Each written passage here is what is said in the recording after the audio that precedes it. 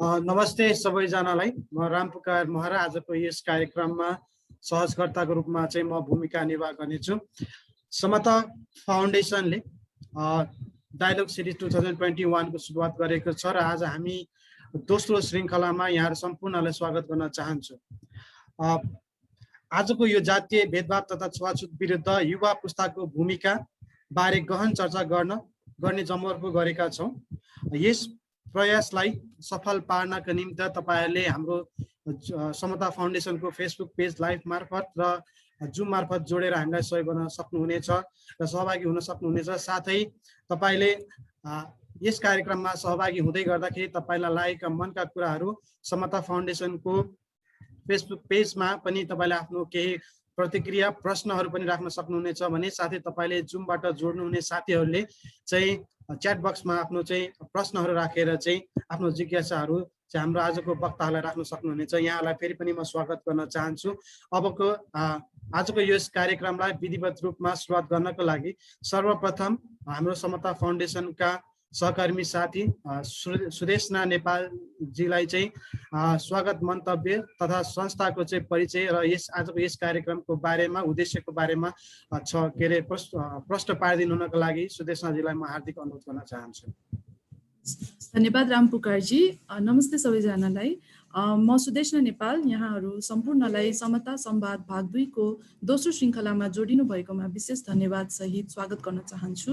समता foundation Vikram Samvat 2065 मा स्थापना भएको हो। यस संस्थाले दलित तथा सीमान्तकृत समुदाय सम्बन्धी ज्ञान उत्पादनको क्षेत्रमा क्रियाशील छ। साथसाथै हाम्रो समाजमा आज पर्यन्त जरा गाडेर बसेको जातजन्य विभेद तथा छुवाछुत अन्त्यका निम्ति सरकारवाला सबैसँग नीतिगत बहस पैरवी गरिरहेको छ। समता फाउन्डेसनले गरिरहेको सामाजिक रूपान्तरणका लागि प्राज्ञिक ज्ञानको विकास र प्रवाहको मुख्य ध्येय भनेको समावेशी लोकतान्त्रिक पद्धतिको अभ्यासलाई सघाउने हो, जसले गर्दा समतामुखी एवं अववेदी न्यायपूर्ण समाजको निर्माण हुन सकोस्। यसका साथै फाउन्डेसनले दलित विषय ज्ञानको दायरा फराकिलो बनाउनका लागि विभिन्न खोजमूलक पुस्तकहरू, नीतिपत्र, संक्षिप्त नीतिपत्र, प्रतिवेदन, हाते पुस्तिका आदि प्रकाशन गर्दै गरेको छ।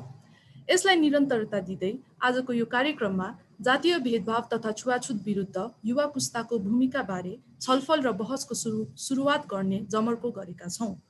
यस कार्यक्रमको उद्देश्य जात व्यवस्था र छुवाछुत विरुद्ध युवा पुस्तामा बहसको सुरुवात गर्ने र जातीय भेदभाव तथा छुवाछुत अन्त्यका लागि युवाको भूमिका पहिचान गर्ने रहेको छ। आशा छ यहाँहरूले अन्त्यसम्म सुनेर साथ दिनुहुनेछ। म आजको मुख्य वक्ता सत्यनारायण शाह, प्रतिभाञ्जली पोखरेल, गौरा नेपाली, मोहम्मद शोएब अन्सारी ज्यू र टिप्पणीकार माननीय उमिता विक प्रदेश सभा सदस्य ज्यूलाई विशेष धन्यवाद ज्ञापन गर्दै बिदा हुन्छु। धन्यवाद। धन्यवाद सुदेशनाजी। संस्थाको परिचय त्यसै गरी आजको यस कार्यक्रमको उद्देश्य बारे प्रकाश पारिदिनु भएकोमा यहाँलाई धेरै धेरै धन्यवाद दिन चाहन्छु। फेरि पनि म यहाँलाई अवगत गराउन चाहन्छु यो कार्यक्रम 3 बजेबाट सुरु भएको थियो र त्यसै गरी 5 बजेसम्म रहन्छ र हामीसँग चाहिँ मुख्य वक्ताको रूपमा 4 जना व्यक्तित्वहरू हुनुहुन्छ। उहाँले चाहिँ समाजमा रहेर विभिन्न किसिमका दलितका मुद्दामा र मानव अधिकारका मुद्दामा चाहिँ आफ्नो कामहरू गर्दै आइराख्नु भएको छ। उहाँले चाहिँ आफ्नो विचार प्रस्तुत गर्ने हुनेछ भने त्यसै गरी हामीसँग माननीय उमिता विकजी हुनुहुन्छ। उहाँले चाहिँ यस विषयमा चाहिँ आफ्नो विचार र धारणा चाहिँ टिप्पणीकर्ताको रूपमा चाहिँ राख्नुहुनेछ। तपाईलाई म जानकारी गराउन चाहन्छु, यो सबैलाई अवगत भएकै कुरा हो। नेपाल एक बहुजातीय, बहुभाषिक, बहुधार्मिक तथा सांस्कृतिक देश हो। करिब संख्यामा भएको यो देशमा 125 भन्दा बढी जात जातिको बसोबास रहेको छ र 123 भन्दा बढी भाषा बोलिन्छ। राज्यले समान अधिकार दिएको छ, तर दलितहरूले देश जति नै आफ्नो भने पनि राज्यमा उनीहरूको चाहिँ अपनत्व हुन सकेको छैन। बहिष्करणको दुष्चक्रमा अहिले पनि दलित समुदाय चाहिँ को अवस्था एकदमै कहाली लाग्दो छ र यही कुरालाई चाहिँ मनन गर्दै समता फाउन्डेसनले यो बहस चाहिँ चलाउनु पर्छ भनेर चाहिँ अहिले डायलग सिरिज जुन बहस चाहिँ अहिले हामी गरिरहेको छौँ त्यो डायलग सिरिजको चाहिँ सुरुवात गरेको छ र यो डायलग सिरिज अहिले आजको हाम्रो डायलग सिरिजमा चाहिँ यो दोस्रो श्रृङ्खलामा हामी आज जातीय भेदभाव तथा छुवाछुत विरुद्ध युवा पुस्ताले चाहिँ को भूमिका के रहन्छ भन्ने विषयमा चाहिँ हामी एकदमै चर्चा गर्नेछौँ र यो चर्चालाई पनि हामीले संस्थागत रूपमा यहाँबाट उठेका कुराहरूलाई चाहिँ हामी संस्थागत रूपमा चाहिँ यसलाई चाहिँ मनन गरेर आगामी दिनमा चाहिँ केही कार्यक्रमहरू ल्याउनका लागि र यो दलितको सवालमा विभिन्न मुद्दाहरूमा चाहिँ हाम्रो नीतिगत परिवेश मार्फत चाहिँ यो समस्यालाई समाधान गर्नका लागि हामी चाहिँ अग्रसर रहनेछौँ। यति भन्दै मैले समयलाई खेर नफालिकन आजको हाम्रो वक्ता पहिलो वक्ताको रूपमा चाहिँ गौरा नेपालीजी, उहाँ चाहिँ दलित महिला नेपालको नेतृत्व गर्नुहुन्छ भने साथै उहाँले चाहिँ लामो समयदेखि दलित महिला र हक अधिकारको लागि चाहिँ वकालत गर्दै आउनु भएको छ। हाल अहिले उहाँ युएन वुमनको चाहिँ सिभिल सोसाइटी एडभाइजरी ग्रुपमा रहेर दलित महिलाहरूको लागि विशेष गरी दलित महिलाहरूको लागि चाहिँ वकालत गर्दै आउनु भएको छ भने उहाँको चाहिँ नेपाल अधिराज्यभरि चाहिँ ठुलो नेटवर्क मार्फत चाहिँ यो मुद्दामा काम गर्दै आउनु भएको छ र उहाँ सँगसँगै जागरण मिडियामा पनि आबद्ध हुनुहुन्छ।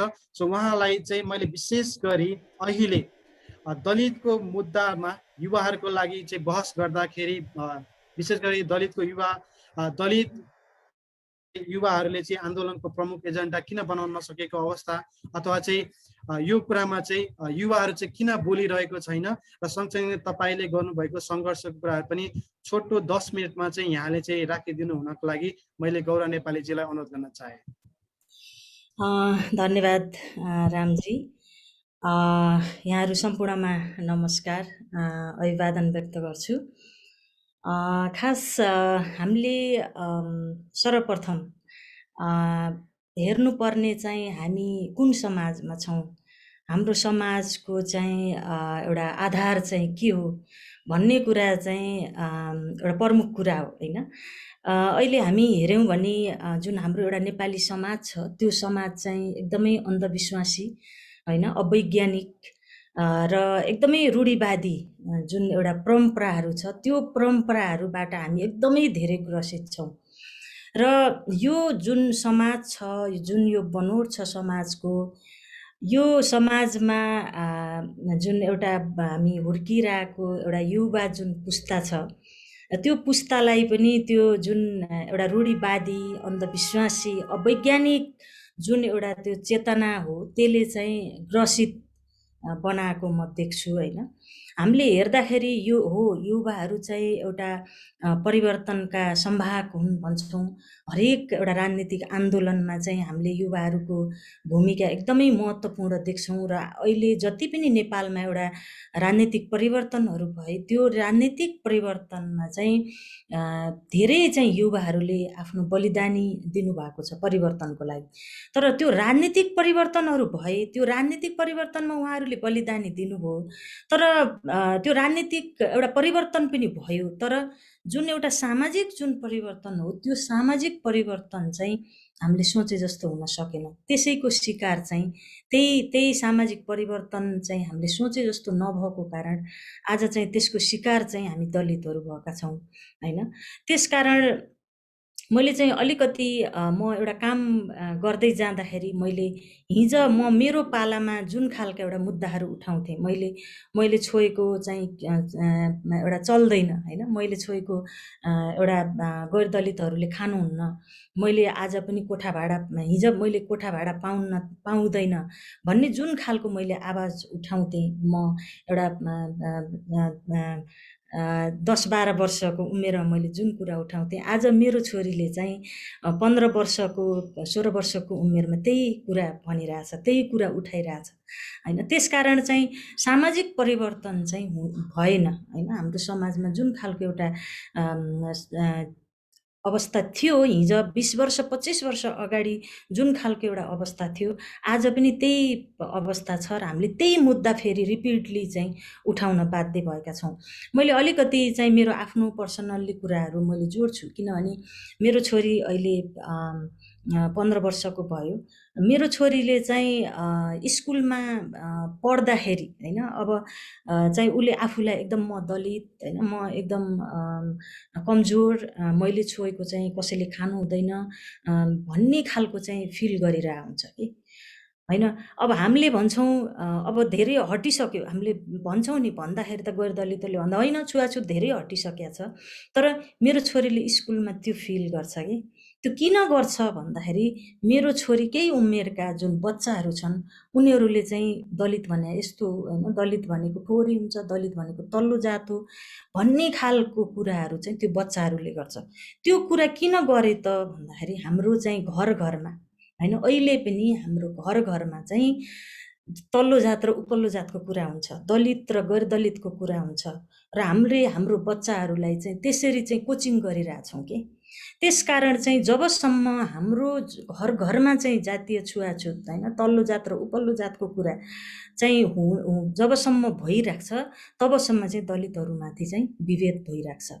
र अर्को कुरा, जब अहिले हामीले राज्यलाई पनि हेऱ्यौँ भने राज्यका पाठ्यक्रमहरू होइन, एक खालको चाहिँ प्रत्येकको घरमा चाहिँ जातीय छुवाछुतको कुरा हुन्छ होइन। दलितहरू भनेको हामीले छुवाछुत गर्नुपर्ने हो, उनीहरूले छोएको खाना हुन्न, उनीहरू तल्लो जात हुन् भन्ने खालको कुरा हुन्छ भने एउटा फेरि यस्तो वर्ग छ त्यहाँ फेरि जातीय छुवाछुतको छ।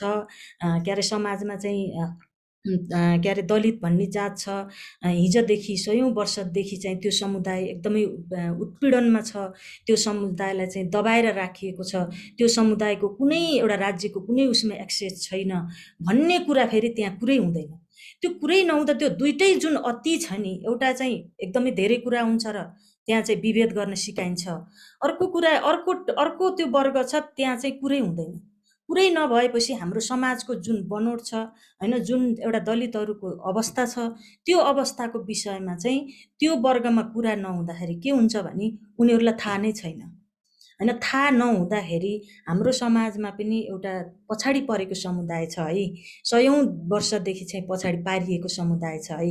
त्यो समुदायलाई चाहिँ हामीले न्याय गर्नुपर्छ, उनीहरूलाई अगाडि ल्याउनुपर्छ, उनीहरूको विषयमा बोल्नुपर्छ भन्ने कुरा चाहिँ त्यो अर्को वर्गलाई चाहिँ फेरि थाहा नै छैन। त्यसकारण चाहिँ त्यो दुइटै जुन वर्ग छ त्यो चाहिँ एकदमै अहिले चाहिँ हाम्रो लागि चाहिँ एकदमै गाह्रो छ। किनभने एउटा त हामीले बुझ्नु पर्यो हाम्रो समाजमा कुन एउटा समुदाय छ, कुन समुदाय एकदमै माथि छ होइन, राज्यको हरेक तहमा उसको एक्सेस छ होइन, राज्य उसले एक छत्र राज गरिरहेछ। र एउटा समुदाय छ त्यो कुनै समुदाय छ, एउटा मात्रै होइन, यसमा मधेसी होइन, अझ दलित भित्रको मधेसी झन् एउटा यस्तो अवस्थामा छ कि त्यो हामीले त्यो एउटा हामीले कसरी अगाडि बढाउन सकेला भनेर हामीले कल्पना गर्न सक्दैनौँ। त्यो समुदाय पनि छ तर त्यो एउटा वर्गलाई चाहिँ थाहा नै छैन होइन। त्यो समुदाय छ, त्यो समुदायलाई हामीले अगाडि बढाउनुपर्छ, तिनीहरूलाई चाहिँ अगाडि नल्याइकन चाहिँ यो राज्यको यो राष्ट्रको विकास हुँदैन भन्ने कुरा चाहिँ त्यो एउटा वर्गलाई थाहा नै छैन। त्यसकारण चाहिँ त्यो दुईटा जुन अति छ त्यो अतिलाई चाहिँ नचिर्दासम्म हाम्रो जुन एउटा हामीले सोचेको जुन एउटा समाज छ त्यो चाहिँ एउटा हामीले परिकल्पना गर्न सक्दैनौँ। र यसमा अब युवाहरूको मैले अघि न अलिकति जोडेँ, अब यसरी एउटा कुनै घरमा चाहिँ के अरे दलितहरू भनेको चाहिँ एउटा तल्लो जात हो, यिनीहरूलाई चाहिँ हामीले दबाएर राख्नुपर्छ होइन, यिनीहरूले छोएको खाना हुन्न भन्ने खालको कोचिङ भइरहेछ होइन। एउटा त्यो समुदाय भयो र अर्को चाहिँ अब के अरे दलित छ भन्ने नै थाहा छैन होइन। त्यो दुईटा समुदाय, त्यो दुईटा जुन वर्ग छ त्यो वर्गलाई चाहिँ यो दुईटै कुरा थाहा हुनुपर्छ कि दलित भनेको चाहिँ एउटा हिजो शासकहरूले एउटा शासन गर्नको लागि एउटा दबाएर राखिएको होइन, एउटा श्रमजीवी वर्ग हो।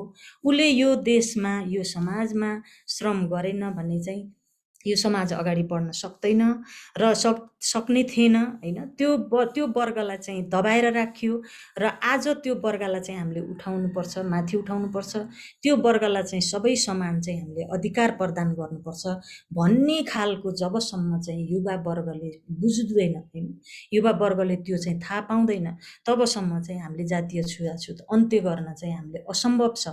अझ तपाईँले अहिले हेर्नुभयो भने कति धेरै युवाहरूले अझै एउटा युवाले के भनिरहेछन् भने मैले सामाजिक सञ्जालमा देख्छु, उहाँहरूले के भन्नुहुन्छ भने आरक्षण दिएपछि जातीय छुवाछुत गर्न पाइन्छ होइन, कि त आरक्षण नलिनु पर्यो कि भने हामीले दलित भनेर हामीले चाहिँ उहाँहरूलाई छुवाछुत गर्न पाउनु पर्यो होइन। त्यस्ता खालका एउटा घटिया सोच होइन, त्यस्ता खालका एउटा सन्देशहरू चाहिँ आज युवाहरूले पनि दिनुभएको छ। त्यसकारण त्यस्ता खालका कुराहरूलाई कसरी चिर्ने भन्ने कुरा चाहिँ हामीलाई एकदमै एउटा ठुलो एउटा चुनौतीको रूपमा अगाडि बढिरहेको छ। जुन युवा जसले चाहिँ एउटा यो देश परिवर्तन, यो समाज परिवर्तनमा चाहिँ अहम भूमिका खेल्नुपर्ने हो। त्यो युवा वर्गले चाहिँ त्यस्तो कुराहरू एउटा सोचेपछि, त्यो कुरा चाहिँ एउटा दिमागमा राखेपछि चाहिँ एउटा ठुलो हिस्सा लगभग 14% जनसङ्ख्या ओगटेको जुन समुदाय छ, त्यो समुदाय पछाडि पऱ्यो भने हामीले परिकल्पना गर्न सक्छौँ त देशको विकास, होइन? आरक्षण त महिलाले पनि ल्याछन्, जनजातिले पनि ल्याछन्, मधेसीले पनि ल्याछन्, तर त्यहाँ छुवाछुत छ त? त्यहाँ त छुवाछुत छैन, होइन? दलितले मात्रै आरक्षण लिँदा छुवाछुत गर्न पाउनुपर्ने उहाँहरूले, त्यो खालको एउटा जुन भ्रम, त्यो खालको एउटा कुविचार प्रसारण भइरहेको छ। त्यसकारण चाहिँ जबसम्म एउटा युवाहरूले दलितको यथार्थता, दलितहरू हिजो 100औं वर्षदेखि अरू समुदायको सेवा गर्दा गर्दै आफ्नो एउटा आर्थिक, सामाजिक, राजनैतिक कुनै पनि एउटा क्षेत्रमा चाहिँ एक्सेस बनाउन सकेन, होइन? त्यो क्षेत्रमा अगाडि बढ्न सकेन र आज हामी 21औं शताब्दीमा आउँदा देश एउटा गणतन्त्रमा प्रवेश गर्दा, लोकतन्त्र स्थापना भइसक्दाखेरि, सङ्घीयता आइसक्दाखेरि पनि जुन एउटा सोच, होइन, दलित भनेको चाहिँ उनीहरूलाई आरक्षण दिएको छ, त्यसकारण हामीले विभेद गर्न पाउनुपर्छ, तिनीहरूलाई दलित भन्न पाउनुपर्छ। ए बाबा, दलित भन्न त पाउनुपर्छ, दलित हामी दलित नै हौँ, तर दलित भनेर विभेद नगर भने हो नि त हामीले त। त्यसकारण त्यस्तो खालको एउटा सोच जुन राखिन्छ, त्यो सोचले चाहिँ देश एउटा न त दलितहरूले छुवाछुतबाट मुक्ति पाउन सक्छन्, न त चाहिँ यो देश अगाडि बढ्न सक्छ। किनभने त्यत्रो एउटा सङ्ख्या चाहिँ जो उत्पीडनमा बसिरहेको छ, त्यो उत्पीडनमा बसिराख्दाखेरि एक दिन त विस्फोट हुन्छ नि त, होइन? सधैँ त सहँदैन नि त, होइन? आज पो हामी यति संयम भएर हामीले दलितहरूले सहेका छौँ हामी माथि भएको विभेद। पोहोरको लकडाउनमा चाहिँ एउटा मधेसमा 14 जना दलित युवाहरूले ज्यान गुमाउनुभयो। हामीले त्यो कुरालाई पनि हामीले चाहिँ यस्तो एउटा नतमस्तक भएर सह्यौँ कि, होइन? त्यो खालको एउटा विभेद, अन्तर्जातीय विवाद गरेकै नाउँमा मारिनुभयो, कति चाहिँ के अरे सहयोग गरेकै नाउँमा मारिनुभयो, होइन? अन्तर्जातीय विवाह गर्दाखेरि कोही चाहिँ खाना नपाएर मारिनुभयो। त्यस्तो खालको एउटा विभेदलाई चाहिँ हामीले एकदम संयम भएर चाहिँ दलित समुदायले सकेका छ। तर सधैँ त सहन सकिँदैन, होइन? कुनै दिन त फेरि त्यो त विस्फोट हुन्छ। त्यो विस्फोट हुँदाखेरि चाहिँ राज्यले कसरी त्यसलाई चाहिँ व्यवस्थापन गर्छ त भन्ने कुरा चाहिँ हामीले सोच्नुपर्छ। त्यसकारण आजको जुन युवाहरू हुनुहुन्छ, युवाहरूले चाहिँ के रियलाइज गर्नु पर्यो भने हाम्रो पुर्खाले गरेको हामीले भोग्ने भनेर भन्नुहुन्छ क्या। तर के हो भने हिजो पुर्खाले जुन विभेद गर्यो, जुन खालको एउटा अवसरबाट दलितहरूलाई वञ्चित गर्यो, फेरि तपाईँहरूले त्यो गर्ने त होइन नि त। दलितहरूले फेरि त अब तपाईँहरू त एउटा नयाँ सोच, होइन, नयाँ एउटा चेतना लिएर आउनु भएको छ नि त। तपाईँहरूले त हिजोको पुस्ताले गरेको विभेदलाई फेरि निरन्तरता दिने होइन नि त। तपाईँहरूले त त्यसलाई त अन्त्य गर्नको लागि एउटा नयाँ एउटा बाटो देखाउनु पर्यो, बाटो तय गर्नु पर्यो नि त, होइन? त्यसकारण आज पनि हामीले हेर्छौँ, मलाई त केही छैन, मेरो बुवा आमाले चाहिँ मान्नुहुन्न, होइन? रूपाको केसमै हामीले हेरौँ, रूपा सुनारकै केसमा उहाँ घरबेटीले के भन्नुभयो भने हामीलाई त त्यस्तो छैन नानी, तर आमाले मान्नुहुन्न। त्यो विभेद होइन, त्यो विभेद होइन। उहाँले त्यो आमालाई कि त उहाँले घर नै भाडामा नदिनु पर्यो नि त, उहाँको व्यक्तिगत घर हो, उहाँले भाडामै दिनु भएन के। तर भाडामा दिइसकेपछि, व्यापार गरिसकेपछि चाहिँ दलित भनेर चाहिँ दलितहरू चाहिँ हाम्रोमा हुँदैन, आमाले मान्नुहुन्न, त्यस्ता खालका कुरा गरेर हुन्छ, होइन? संविधानले एउटा व्यवस्था गरेको कुरालाई चाहिँ के अरे उहाँले सिधै एउटा इन्कार गरेर, सिधै एउटा च्यालेन्ज गरेर, अझ भएन भनेर मन्त्री जस्तो मान्छेले एउटा अपराधीलाई चाहिँ गाडीमा बोकेर हिँडेर, यस्तो खालको एउटा जुन सिनारियो अहिले देखिरहेछ, यसले चाहिँ अलिकति समयको ख्याल गाह्रो, एकदम गाह्रो गराइरहेछ, होइन? अब अलिकति यो के अरे यो उसलाई चाहिँ यो आन्दोलन चाहिँ किन एजेन्डा बन्न सकेन भन्ने कुरामा चाहिँ मलाई कस्तो लाग्छ भने, मैले एस कुमारले भनेको एउटा सम्झिन्छु ऐना कार्यक्रममा, होइन? सती प्रथा चाहिँ अन्त्य भयो। त्यो किन भयो भन्दा उहाँहरूका छोरीहरू, उहाँहरूका दिदीबहिनीहरू, उहाँका श्रीमतीहरू जल्ने भयो नि त, त्यही भएर अन्त्य भएन। तर अन्त्य भयो। तर यो जातीय छुवाछुत किन अन्त्य भएन भन्दा विशेष गरेर 14% मात्रै के अरे मान्छेहरू त्यस पीडामा बसे। होइन, उहाँहरूका दिदीबहिनीहरू, उहाँहरूका दाजुभाइहरू त त्यसले पीडा त हुँदा भएन नि त उहाँहरूलाई। त्यसकारण चाहिँ यो एउटा सबैको मुद्दा चाहिँ हुन सकेन, यो एउटा सीमित, एउटा निश्चित एउटा समुदायको मात्रै मुद्दा भयो। तर यो एउटा निश्चित समुदायको मात्रै मुद्दा होइन, यो समुदाय पछाडि पर्यो भने भोलि एउटा सिङ्गो एउटा राष्ट्र, एउटा देश विकासमा यसले ठुलो असर गर्छ र कुनै न कुनै दिन फेरि यो समाजमा द्वन्द्व हुन्छ। त्यसकारण चाहिँ यो सबैको मुद्दा बन्नुपर्छ, यो अन्त्य गर्नको लागि सबैजना लाग्नुपर्छ। विशेष गरी चाहिँ एउटा युवा वर्ग, प्रगतिशील सोच, होइन, वैज्ञानिक सोच र एउटा प्रगतिशील सोच भएका युवाहरू चाहिँ एउटा जमात, युवाको जमात चाहिँ अगाडि आउनुपर्छ र यसलाई अन्त्य गर्नुपर्छ भन्ने लाग्छ। फेरि पनि यहाँहरूसँग फेरि छलफल गर्ने बाचाका साथ बिदा हुन्छ अहिले। धन्यवाद। हस्, धन्यवाद गौराजीलाई, महत्त्वपूर्ण विचार राखिदिनु भयो। र तपाईँले कुरा राख्दै गर्नु हुँदाखेरि चाहिँ कुनै पनि समुदाय चाहिँ छुट्नु हुँदैन र कुनै पनि समुदाय छुट्यो भने त्यहाँनिर चाहिँ द्वन्द्व हुन सक्ने कुराहरू र देश विकास चाहिँ कदापि हुन सक्दैन भन्ने कुरामा जोड दिँदै हुनुहुन्थ्यो।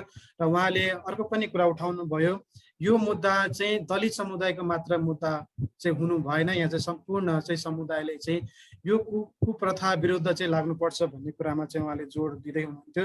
र उहाँले अर्को एउटा कुरा चाहिँ अहिले जुन बहस अहिले चर्केको छ यो दलितको मुद्दामा, यो बहसलाई चाहिँ अलिकति युवा वर्गहरूमा चाहिँ बौद्धिक रूपमा चाहिँ यो व्यावहारिक तर्क मार्फत चाहिँ यसलाई बहसलाई अगाडि बढाउनु पर्छ भन्ने कुरा राखिदिनु भयो। यहाँलाई धेरै धेरै धन्यवाद दिन चाहन्छु। अब म दोस्रो वक्ताको रूपमा हामीसँग चाहिँ जोडिनु भएको छ सत्यनारायण शाहजी। उहाँ मानव अधिकार कर्मी हुनुहुन्छ र उहाँ चाहिँ विशेष गरी यौनिक अल्पसङ्ख्यकको हक अधिकारको लागि चाहिँ प्रदेश नम्बर 2 मा रहेर चाहिँ काम गर्दै हुनुहुन्छ। साथै उहाँलाई मैले चाहिँ अहिले दलित मुक्तिको सवालमा चाहिँ विशेष गरी यो अल्पसङ्ख्यक र दलित समुदायको कुराहरू अथवा चाहिँ मुद्दाहरू उठ्दै गर्दाखेरि चाहिँ मधेसी दलित समुदायको अवस्था, त्यसमा पनि तपाईँको यो यौनिक अल्पसङ्ख्यक समुदायभित्र चाहिँ दलित समुदायहरूको अवस्था कस्तो छ भन्ने बारेमा चाहिँ तपाईँले काम गर्नुभएको आधारमा अथवा चाहिँ तपाईँले देख्नुभएको कुराहरू चाहिँ यहाँ हाम्रोमा चाहिँ राखिदिनु हुनको लागि मैले सत्यनारायण शाहजीलाई अनुरोध गर्न चाहे। धन्यवाद अनि लगायत त्यहाँ उपस्थित हुनुभएका सबै। मिल्छ भने हजुरको के अरे भिडियो पनि अन गरिदिनु भयो भने राम्रो हुन्छ। भिडियो अन छ त सर?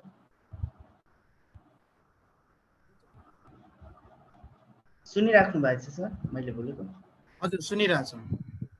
ए ल ल, धन्यवाद सर। लगायत त्यहाँ उपस्थिति हुनुभएका सम्पूर्ण अडियन्स र अब साथीहरू, सर म्याडमहरूलाई चाहिँ फेरि पनि म नमस्कार गर्न चाहन्छु। अब हुन त अब सरले हुन त गौरा म्यामले पनि धेरै जस्तो कुराहरू पनि ल्याइसक्नु भएको छ होइन, युवाहरूको बारेमा। अब त्यसमा पनि हाम्रो समुदाय भनेको अब कहाँ छ, कतिसम्म छ, त्यसपछि चाहिँ हाम्रो युवाहरूले चाहिँ कुन किसिमको चाहिँ भूमिकाहरू चाहिँ निर्वाह गरिरहेछ, कुन तरिकाले चाहिँ अब युवाहरूले अगाडि बढ्नुपर्छ जस्तो कुराहरू पनि धेरै जस्तो कुराहरू आइ पनि सके र त्यसको लागि चाहिँ अब हामीले के गर्नुपर्छ भन्ने जस्तो कुराहरू चाहिँ हामीले चाहिँ सबैजनाले बुझेका पनि छ भने बुझ्न पनि पाए।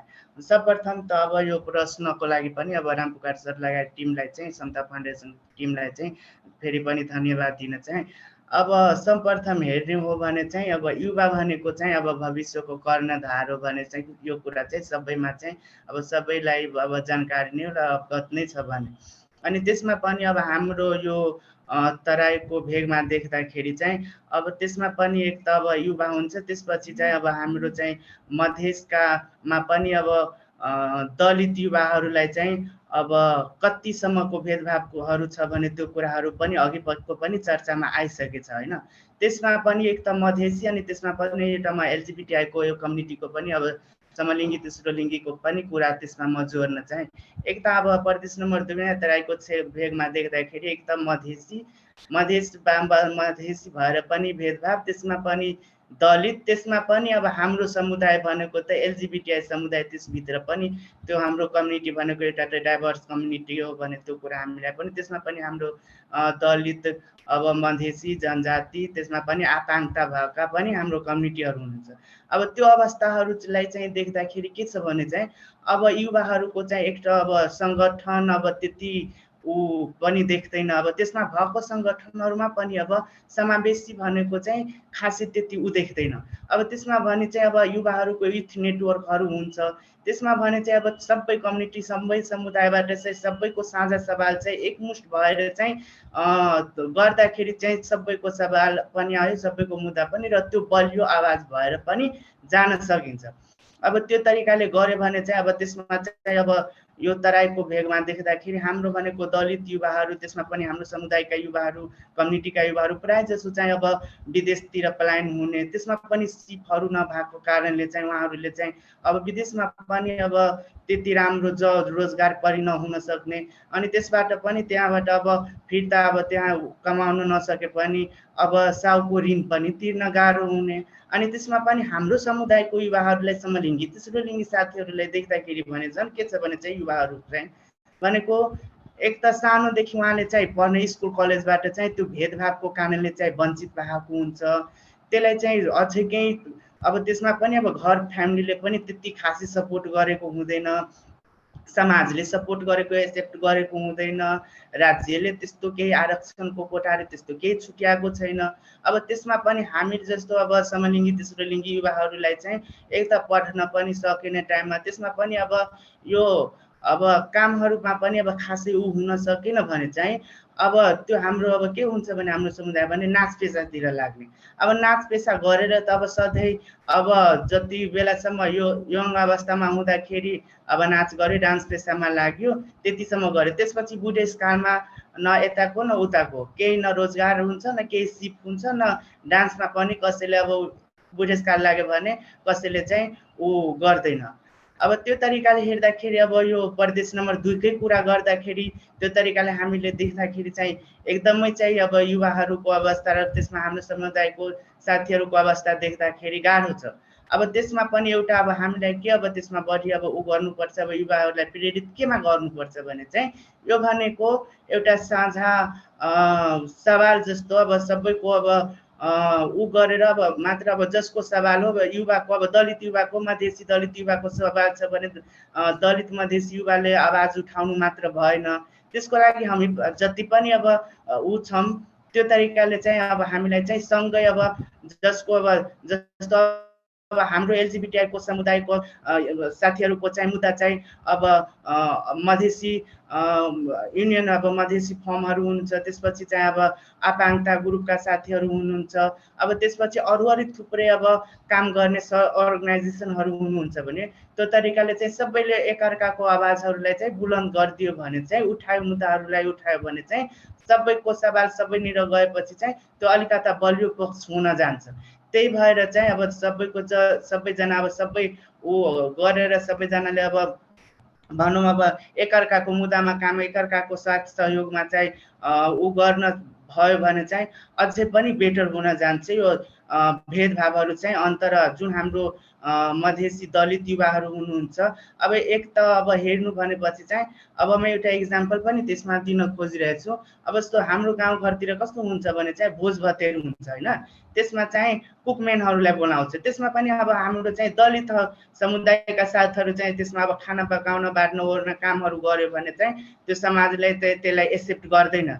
जुन अब यसलाई अलिकता अब जुन अब पहिलादेखि अब जुन हाम्रो पुस्ताहरूले गर्दै आएको एउटा परम्परागत जुन सोच छ अहिले पनि हाम्रो युवाहरूमा त्यो हो नभएको होइन, तर सोचलाई भनेपछि चाहिँ अब सबैले सबैको सवालमा बोलेपछि, सबैको एकअर्काले साथ सहयोग गरेपछि, सबै ठाउँमा सबैको समावेशी भएपछि चाहिँ मलाई पक्कै पनि लाग्छ यो समस्याहरूलाई चाहिँ समाधान गर्न सकिन्छ र यो कुराहरूलाई चाहिँ ऊ गर्न सकिन्छ, समाधानको पक्षमा चाहिँ लान सकिन्छ।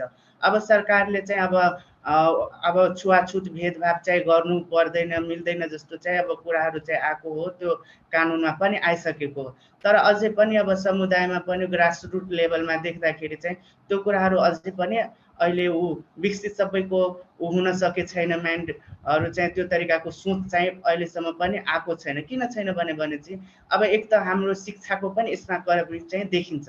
अब जबसम्म चाहिँ अब हाम्रो समाज सोसाइटीले अलिकता अब एजुकेसन लेभलहरूबाट पनि अलिकता त्यो कुराहरू चाहिँ ऊ भयो भने, सबैको मानसिकताहरू सोचहरू बदलियो भने चाहिँ त्यो कुराहरू चाहिँ बिस्तारै चाहिँ हराउँदै जान्छ। हुन त पहिलाको तुलनामा अझै पनि अब अलिअलि चाहिँ जातीय भेदभाव छुवाछुतको कुराहरू चाहिँ बिस्तारै कम हुँदै गइरहेछ। तर कम हुँदै जाँदा पनि चाहिँ अझै पनि अब जुन अब हामीले एउटा इक्जाम्पलकै रूपमा लिउँ न, अब जसले अलिकता पढे लेखेको छैन, पुरानो सोचको अब मान्छेहरू साथीहरू हुनुहुन्छ, उहाँहरूलाई चाहिँ अलिकता अब बुझाएपछि सम्झाएपछि उहाँहरूले चाहिँ बिस्तारै कुरा बुझ्नु। तर पनि हाम्रो अहिलेको त युवा अवस्थाको चाहिँ युथहरू चाहिँ अझै पनि चाहिँ बुझेर पनि बुझ बचाइरहे जस्तो चाहिँ गरिरहेछ। त्यो गर्नु चाहिँ पक्कै पनि भएन। अब युवा हो, युथ हो, हामीले चाहिँ एउटा देश हाँक्ने, देश चलाउने जस्तो सोच आठोट हामीले राखेका छौँ भने त्यो कुराहरूलाई पक्कै पनि हामीले चाहिँ त्यो कुराहरूलाई चाहिँ मान्नु चाहिँ यो छुवाछुत भेदभावहरू चाहिँ मान्नु पर्दैन। र एउटा अब हाम्रो मूल नारा नै भनौँ न, हामी सबै भिन्न र हामी सबै समान भनेर एउटा सोचका साथ चाहिँ हामी सबैजना चाहिँ अगाडि बढ्यो र एकअर्काको सपोर्ट सहयोगमा चाहिँ हामीले चाहिँ काम गर्यो भने, सबैको हक अधिकारको लागि सबैले बोलिदियो भने यो जुन जातीय जुन भेदभाव र जुन हाम्रो दलित युवाहरूको जुन अब भनौँ न जुन अब ऊ गरिरहेछ, जुन अब दलितहरूलाई चाहिँ त्यो मुक्त अब दलित भेदभाव त्यो मुक्त गर्नलाई चाहिँ अब त्यो ऊ गर्दाखेरि अब वे फरवार्डकै कुरा गर्दाखेरि त्यो तरिकाले अब हामीले साथ सहयोग एकअर्काले गरेर गऱ्यो भने चाहिँ त्यो कुराहरू चाहिँ ऊ गर्न सक्यो भने चाहिँ पक्कै पनि हाम्रो चाहिँ यो युवाहरूको अवस्था चाहिँ र युवाहरूको चाहिँ सोचलाई प्रेरित गर्न र युवाहरूमा चाहिँ यो कुराहरूको लागि प्रेरित गर्यो भने चाहिँ हामी सबै भिन्न हामी सबै समानको नारा लगाएर त्यो कुराहरूलाई प्रेरित गर्दै गयो भने यो चाहिँ जुन हाम्रो चाहिँ यो दलित मुक्तको लागि जुन अब समयको अलिकति ख्याल छ, 2 मिनेट बाँकी छ। हजुर सर भयो पुग्यो। अब हुन्छ अब त्यो तरिकाले एउटा हामीले जुन समाजको चाहिँ परिकल्पना गरेका छौँ भने त्यो समाज चाहिँ हामीले चाहिँ जुन परिकल्पना गरेका समाज जुन हामीले सोच राखेका छौँ चाहिँ त्यो चाहिँ पक्कै पनि हामी पुरा गर्न सकिन्छ भने त्यो हामीलाई लागेको छ। र अरू पनि अब केही अब अहिले त हामी धेरै कुराहरू अझै पनि छलफल हुन बाँकी नै छ। अब त्यसमा पनि अब हजुरहरूलाई अब हाम्रो एलजिबिटिआई कम्युनिटी र हाम्रो समुदायको बारेमा अझै पनि केही सोध्नुपर्ने हुन्छ भने हामी सँगै छौँ होइन। अनि त्यसको लागि यति भन्दै म आफ्नो अहिलेको 2 शब्द यही टुङ्ग्याउँछु। हस्, धन्यवाद। धन्यवाद सत्यनारायणजी, यहाँले धेरै राम्रो कुराहरू चाहिँ राखिदिनु भएको छ। तपाईँले कुरा उठाउँदै हुनुहुन्थ्यो, समावेशिता र सहभागिताको कुरा उठाउँदै हुनुहुन्थ्यो र सँगसँगै यी जति पनि समुदायहरू छन् ती समुदायहरू सबैजना चाहिँ एकजुट हुन चाहिँ अति आवश्यक छ भन्ने कुरामा जोड दिँदै हुनुहुन्थ्यो। र साथै तपाईँले उठाउनु भएको कुरा चाहिँ अहिले पनि नेपालमा कानुन त छ, तर त्यो कानुनले चाहिँ पर्याप्त मात्रामा चाहिँ समस्याको समाधान गर्न सकिरहेको अवस्था छैन र कानुन कार्यान्वयनमा चाहिँ फितलो अवस्था रहेको कुराहरू चाहिँ प्रष्ट देखिन्छ। त्यसमा पनि चाहिँ युवाले चाहिँ त्यसमा चाहिँ आवाज उठाउन चाहिँ एकदमै अत्यन्त जरुरी छ भन्ने कुराहरू गर्दै हुनुहुन्थ्यो। साथै यो शिक्षाको पनि कमी छ। हामीले परिवारमा हाम्रो भावी आउने पुस्तालाई चाहिँ कस्तो खालको शिक्षा दिइरहेछौँ, नैतिक शिक्षाको कमीको कुराहरू पनि देख्छौँ। मानवले मानवलाई व्यवहार गर्नुपर्ने, कस्तो व्यवहार गर्नुपर्ने भन्ने कुराको पनि चाहिँ एकचोटि फेरि पूर्ण मूल्याङ्कन गर्नुपर्ने अवस्था देखिन्छ र त्यो कुरा चाहिँ हामीले आफ्नै परिवारबाट चाहिँ सुरुवात गर्नुपर्ने र सिकाउनु पर्ने पनि देखिन्छ। यहाँको विचारको लागि धेरै धेरै धन्यवाद। त्यसै गरी अब म अर्को वक्तालाई चाहिँ यहाँनिर आमन्त्रण गर्न चाहन्छु। उहाँ हुन्छ प्रतिभा पोखरेलजी। उहाँ आफैमा सामाजिक अभियन्ता हुनुहुन्छ र साहित्यमा रुचि राख्नुहुन्छ र अहिले उहाँ चाहिँ समाज परिवर्तनका लागि यो चाहिँ कुप्रथाको विरुद्ध समाज परिवर्तनका लागि चाहिँ अग्रसर भूमिका चाहिँ निर्वाह गरिराख्नु भएको छ। र यहाँ तपाईँ हामीलाई सबैलाई थाहा छ, इतिहासका हरेक परिवर्तनमा चाहिँ युवा पुस्ताको भूमिका, जोस, जागर र नेतृत्वबाट मात्रै सम्भव भएको कुरा चाहिँ तपाईँ हामीले चाहिँ विगतका आन्दोलनहरूमा पनि देखेका छौँ। चाहे त्यो जहानीय त्यो राणा शासनको कालमा होस् अथवा चाहिँ यो हाम्रो निर्दलीय पञ्चायत व्यवस्था चाहिँ अन्त्य गर्नका लागि होस्, हरेक आन्दोलनमा चाहिँ युवाहरूको अग्रपन्थीमा रहेर चाहिँ ती आन्दोलनहरू चाहिँ सफल पारेको छ। र मैले यहाँलाई एउटा सानो प्रश्न जोड्दै यहाँको मन्तव्य राखिदिनको लागि अनुरोध गर्न चाहे। यो जात व्यवस्था ढाल्नलाई चाहिँ युवाहरू कता चाहिँ चुकिरहेको छ होइन, यसमा पनि अझ विशेष गरी कथित यो गैर दलित उपल्लो जातको युवाहरूको चाहिँ भूमिका कस्तो रहन्छ, यो तपाईँको चाहिँ अनुभव यहाँ र तपाईँले चाहिँ कसरी काम गर्दै हुनुहुन्छ भनेर चाहिँ प्रश्न पारिदिनु हुनको लागि मैले प्रतिभाजीलाई चाहिँ अनुरोध गर्न चाहे। प्रतिभाजी। हजुर धन्यवाद, नमस्कार। म प्रतिभा पोखरेल है। अनि जस्तै हजुरले मलाई क्वेसन सोध्नु भएको छ, जातीय भेदभाव कानुन विरुद्ध हो, तर पनि जातीय भेदभावको अहिलेसम्म कार्यान्वयन भइरहेको छ। यसको अन्त्य गर्ने युवाहरूको किन चुकिरहेका छन् भन्ने प्रश्न आएको छ है। त्यसमा म के भन्नु, सुरुमा त के भन्न चाहन्छु भने युवाहरूसँग राजनीतिकरण गरिने नै होइन सर्वप्रथम होइन। यो सबै अहिले किन यस्तो भइरहेको छ भने यो सबै राजनीतिकरणले नै बिगारेको हो। राजनीतिक व्यक्तिले आफ्नो स्वार्थ पूर्ति गर्न उत्पीडित व्यक्तिहरूलाई हतियार बनाएका छन्, जुन चाहिने बेला प्रयोग गरिन्छ र काम सकेपछि वास्ता पनि गरिँदैन। यसले गर्दा पनि लाग्छ युवाहरू मलाई अघि बढ्न सकिरहेका छैनन्। जस्तै युवाले जातीय भेदभावलाई ढाल्न नसकेको एउटा कारण शिक्षा पनि हो। हाम्रो देशमा धेरै जस्तो मानिसहरूलाई जातीय भेदभावको असरको बारेमा जानकारी नै छैन। जुन कुराको राजनीतिक छैन त्यो कुराको जागरुकता कसरी सकिन्छ ल्याउनलाई। जुन कुराको जानकारी हुँदैन त्यो कुराको जागरुकता ल्याउन सकिँदैन। त्यसको लागि सर्वप्रथम हामीलाई शिक्षा जरुरी छ, शिक्षा प्रदान गर्नुपर्ने छ। त्यस्ता समस्याहरू धेरै नै छन्। अर्को कुरा के हो भने युवाहरूलाई कसैले पनि जातीय भेदभावमा लड्न प्रोत्साहनै गरिरहेका छैनन्। प्राय मैले देखेको छु हाम्रो बुढापाकाहरूले माथि आएर जे मानिसहरूलाई जातीय भेदभाव गरेका हुन्छन्, छोड्दो उहाँ बुढो हुनुहुन्छ, उहाँको सोच बदिँदैन भनेर हामी त्यसलाई त्यसमा हाम्रो पुस्ताहरूले घरमा हाम्रो छोराछोरीले त्यही नै सिकेरहेका हुन्छन्। उनीहरूलाई यो चेन्जेस भन्ने नै आउँदैन। जब हामीले कुनै कुरा चेन्जेस गर्छौँ भने चाहिँ सर्वप्रथम आफ्नो घरबाट सुरु गर्नुपर्ने हुन्छ। जहाँसम्म मलाई लाग्छ जब हाम्रो घरबाट नै चेन्जेस सुरु हुँदैन भने बाहिर अरूसँग हामीले युवासँग के आशा राख्नु। प्रथम मेरो क्वेसन यो हो। मैले प्राय जस्तो के भन्नु भने माओवादीले जस्तै मुक्ति आन्दोलन सुरु गर्यो है। जस्तै हजुरलाई भन्दा आन्दोलनमा 17,000 मान्छे मारियो। तर के भनेर उसको राष्ट्रियता के थियो भने माओवादीले दलिललाई टार्गेट गरेर राख्नु भएको थियो। तर जब आन्दोलन समाप्त भयो तब दलिलहरूको लागि न कहिले प्रधानमन्त्रीको सिटको लागि उसलाई उम्मेदवारी चियो, न कुनै राष्ट्रपतिको लागि नै चुनियो। उनीहरू सिर्फ एउटा मोहरा मात्रै भए। युवाहरूको रगतको मूल्याङ्कन के रहेछ त? प्रश्न मैले हजुरलाई नै एउटा सोध्न चाहन्छु। के युवाहरूले गरेको बलिदानको कुनै पनि युवाहरूको महत्त्व छैन त? के उनीहरूको त युवाहरूको खाली मुलुक मात्रै हो त? उहाँहरूको चाहिँ किन त्यस्तो, किन भेदभाव युवाहरूलाई चाहिँ? जब युवाहरूलाई युज गरिन्छ, सबैलाई युज गर्छ, जब उनीहरूको काम सकिन्छ तब युवाहरूलाई कुनै पनि उन्नतिमा प्रगतिमा उनीहरूको हातै राखिँदैन। जबसम्म युवाहरूमाथि राजनीतिकरण हुन्छ, थोपिन्छ, तबसम्म युवाहरू कहिले पनि जागृत हुन्छ जस्तो चाहिँ मलाई लाग्दैन। युवाहरूको जात व्यवस्थापक भूमिका कस्तो हुनुपर्छ भन्नेमा म के भन्न चाहन्छु भने पहिला त सुरुमा युवाहरूले टेक्नोलोजीहरूलाई सदुपयोग गर्न सक्नु पर्यो। सोसल युवा सामाजिक सञ्जालहरूको राम्रोसँग उपयोग गर्न सक्नुपर्ने हुन्छ। आवाज धेरैको यही नै छ। यो सबै युवाहरूमा सक्रिय रूपमा जात विरुद्ध लड्नुपर्छ भन्ने, भेदभाव विरुद्ध हटाउनु पर्ने उनीहरूले यही टेक्नोलोजी मार्फतबाट पनि दिन सक्नुपर्छ। युवाहरूको पनि धेरै कमी कमजोरीहरू छ। उहाँहरू कुनै जागृत हुन नै चाहनु नभए जबरजस्ती कसैलाई पनि गर्न पनि सकिँदैन है। आजकलका युवाहरू पश्चिम संस्कृतिलाई प्राथमिकता दिन्छन्। देश विदेशमा पढ्न रुचाउँछन्। आफ्नो देशमा शिक्षाहरू सबै हुँदाखेरि पनि उनीहरू उच्च शिक्षाको लागि बाहिर नै जाने कोसिस गर्छन् जस्तो लाग्छ मलाई। सबै शिक्षा छोडी देशबाट जानु भने, सबै शिक्षितहरू देश छोडेर जानु भने कहिले पनि हाम्रो देश उन्नति प्रगतिमा लाग्दैन।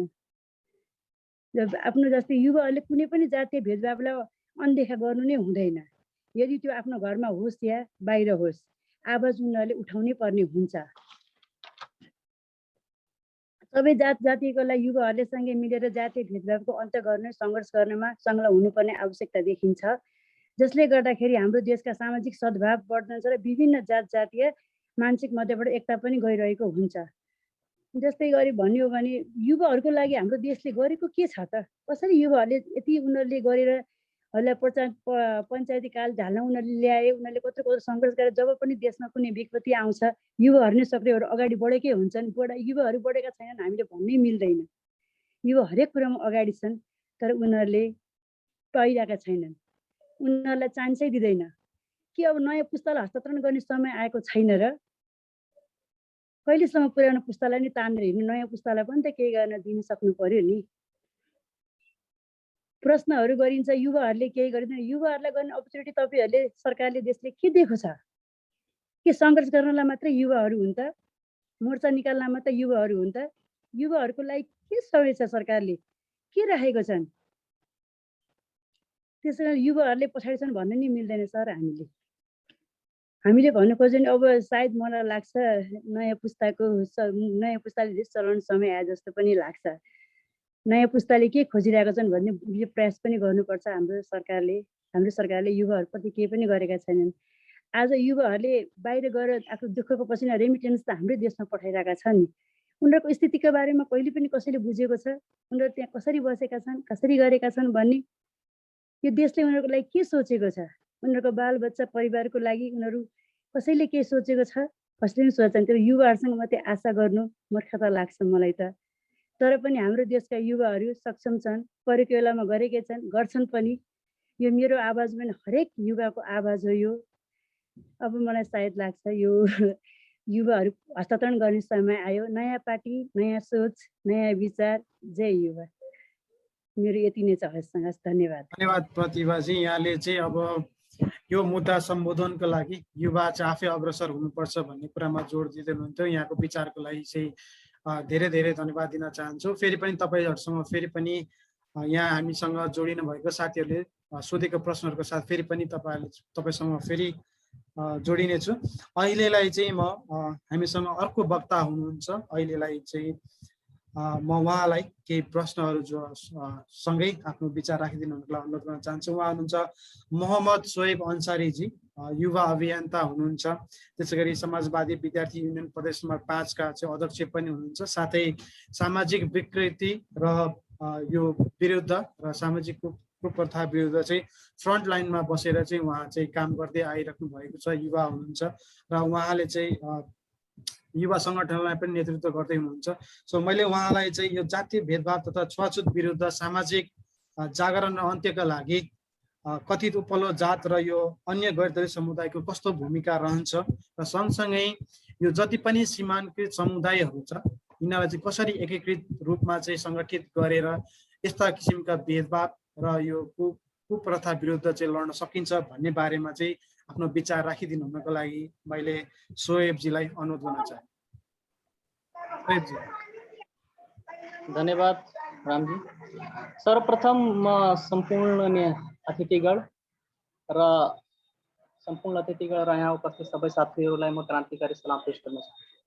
तर साथीहरू, कुनै पनि क्रान्ति विश्वमा धेरै विभेदहरू तपाईँले हेर्न सक्नुहुन्छ र कुनै पनि विभेदलाई अन्त्य गर्नको लागि हामीले इतिहासको कालखण्डलाई पनि टटोल्न र स्मरण गर्न अति नै आवश्यक छ। म त्यो इतिहासको कालखण्डलाई पनि संक्षिप्तमा स्मरण गराउँदै र नेपालको सन्दर्भमा त्यसलाई लाउने प्रयास पनि गर्न चाहन्छु। प्यारा साथीहरू, 1450 साल पहिला अरबको सरजमिनमा जब त्यहाँ वर्गीय विभेद थियो, रङ्गको विभेद थियो, क्षेत्रीय विभेद थियो, तब त्यहाँ मोहम्मद सल्लल्लाहु अलैहि वसल्लम आउनुभयो र त्यहाँ क्रान्तिको स्वरूप बन्नुभयो। र त्यहाँ उहाँले भन्नुभयो, उहाँको कोट छ, उहाँको भनाइ छ, त्यहाँ उहाँको कोटलाई म कोट गर्न चाहन्छु कि उहाँले भन्नुभयो कि कुनै पनि अरब अनरबदेखि ठुलो छैन, कुनै पनि तपाईँको कालो गोरो भन्दा ठुलो छैन, कुनै पनि गोरो कालो भन्दा ठुलो छैन। मानवको श्रेष्ठता त्यसको कर्मले हुन्छ। मानव जाति सबै समान हो, त्यसले जसले राम्रो कर्म गर्छ त्यो मानव श्रेष्ठ हो। र यो सन्देशलाई हामीले सम्पूर्ण मानव जातिलाई यो सन्देशलाई सम्प्रेषण गर्ने अति नै आवश्यक छ। साथीहरू, यो सन्देशलाई हामीले स्कुल रूपमा जुन शैक्षिक रूपमा पनि हामीले यसलाई अगाडि बढाउन अति नै आवश्यक छ। किनभने बाल्यकालको जुन मानसिक माइन्ड हुन्छ, जुन बाल्यकालको बच्चाहरूको जुन माइन्ड हुन्छ त्यो कोरा कागज हो कि वाइट ब्ल्याङ्क पेज हो र त्यसमा जे पनि लेख्नुहुन्छ तपाईँले त्यो त्यसमा फिट भइहाल्छ।